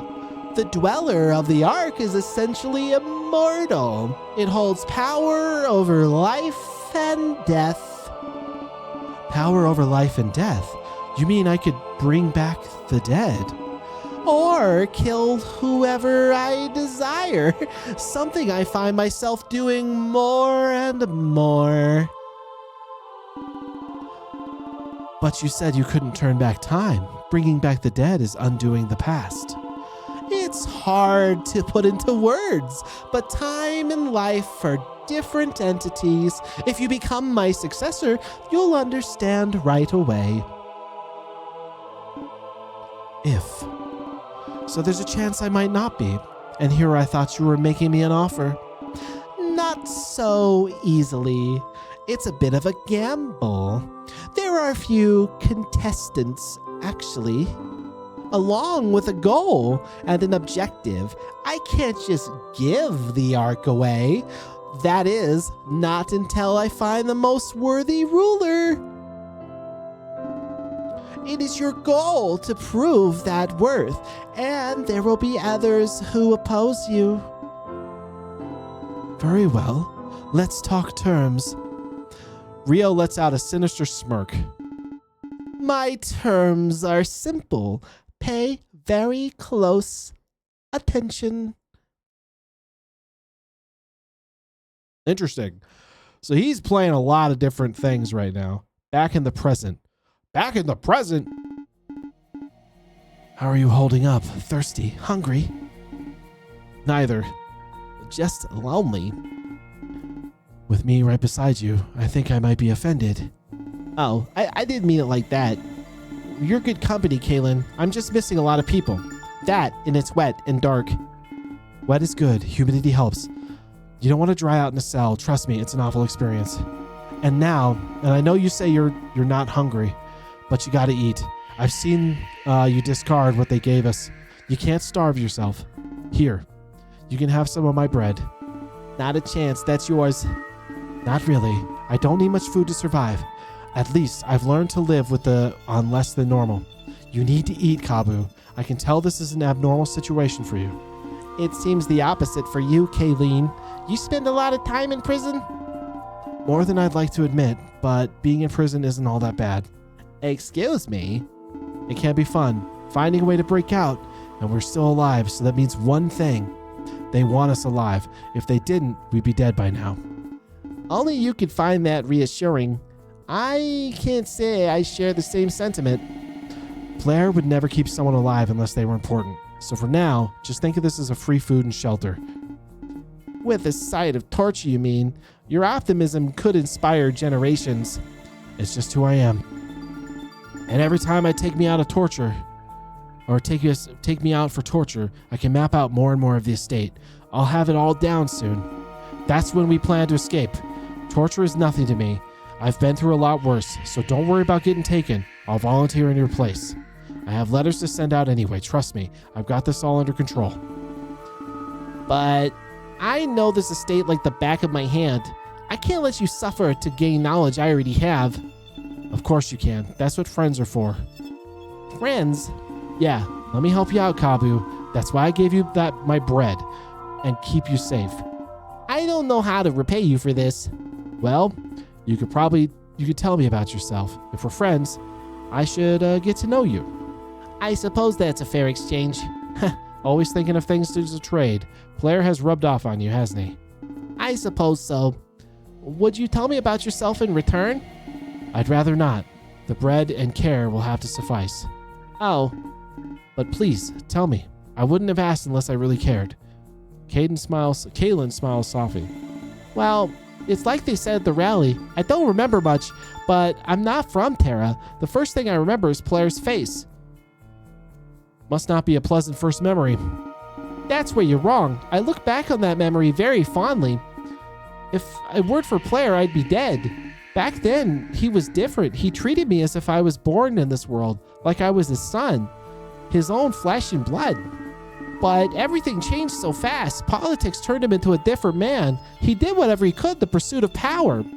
All that mattered was growing his following, and he lost sight of his true self. But I suppose it's collateral damage. It's hard to stick to your views when everyone else opposes them. I see. He started telling people what they wanted to hear. He no longer spoke of his own desires, and over time, his power and influence grew. It made sense to him to keep up the act until it was no longer an act. Exactly. I guess I gave in to the pursuit. That's when I started to feel neglected. He rarely spoke to me. That must have been hard. Is that why you chose to speak up? No, that's a different matter entirely. A lot changed when Riley entered the picture. He was meant to be Blair's closest advisor, but it was more like he owned Blair. Suddenly, Riley was the one in charge. He made my father do horrible things. What do you mean? This isn't the only cell down here. There are many others filled with those not from Terra. I thought Blair would love them like he loved me, but instead he keeps keeping them here and starved. How is he getting so many off-worlders? I heard something about 2 men with connections. Somehow they offered Blair a steady supply, almost every day. The details aren't clear, but they came to an arrangement. I guess Blair thinks Terra would be better if they aren't part of society. And if I'm not part of society, Kabu. I heard him talking with Riley too. He wants to make more prisons if he's elected. That way he can keep off-worlders away from society until he achieves his ultimate goal of severance. Yeah, I know that much. Removing us from a galactic community. But the risk should be clear. We know what happened when Velasquez tried it. Every man who's mad with power thinks they can achieve the impossible. Great, we're all gonna die. Unless we can find a way to stop this. How? Well, Riley's behind one of those horrible acts, and hands remain clean while players are stained with blood. The people can't support him for that much longer. Exactly. That's what Riley's hoping for. He's setting Blair up so he can take the reins. If Riley's behind all of this, then why do you frame Blair? At the rally, you went at him pretty hard. I wanted Riley to think he was winning, the only way that he'd let his guard down. I got help from an assassin, Endymion. He's the one who helped me forge that manifest. Wow, I'm impressed. What's the next step then? Blair will seek to clear his name, and then the people are now that the people are talking, hopefully people can realize that the truth as he digs deeper. No one would believe him if he said Riley was bad to player. That's the man who helped him achieve everything. It seems it's something he needs to realize himself. Yeth, I fear that Riley might seek to kill Player. There's a chance that Player may come to fear for his safety, and that's when he'll turn to you. When he seeks protection, he'll come to speak to us. You'll use your services as to barter for our freedom. You thought all this through. I did, sorry. It's a little complicated, but if we protect Player, we can use him. His testimony will help us expose Riley. Both men will lose all validity, and then their whole campaign. It'll secure the election for Velasquez and maintain peace. Now I'm even more perplexed. I gotta say, I misjudged you. Most do. And that's just makes it easier. I can avoid suspicion with barely any effort. Spoken like a true mercenary. After this, I think the guild life would suit you. At least, that's how I approach my life. Be ahead of the enemy at all times. It's the first thing I've learned. I guess it's lucky enough to learn it. All of this just came to me by instinct. Sounds lucky to me. So what do we do now? Just wait? It's all we can do. We need to wait for him to put the pieces together. Sooner or later, he'll be asking us for help. Okay, I'm gonna hope that's true. But I think this is where we're gonna stop for today. Meanwhile, we're gonna stop here. This is a good spot to we kind of really got into the mystery. There's a lot of stuff going on, a lot of like politics, games, and murder mystery. It's a little bit deeper than I thought. But I am starting to sense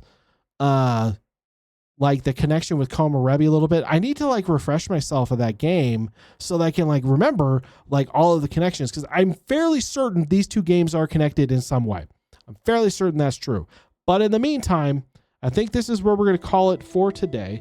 So I'm going to head over here and do that. Big thank you to all of you guys who joined tonight. I really appreciate having you guys around and hanging out for a bit and playing a fun little silly game. Like I like to do these every once in a while. They're very good. But I will see you guys on Sunday. We're going to start a game called High on Life, which is a first-person like shooter, but it's very comedy-driven.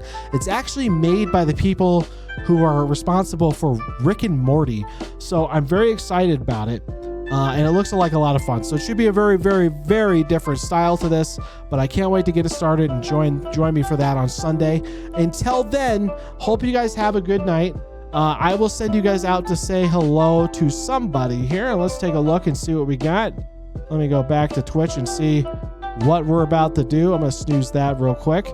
Let's go say hello to...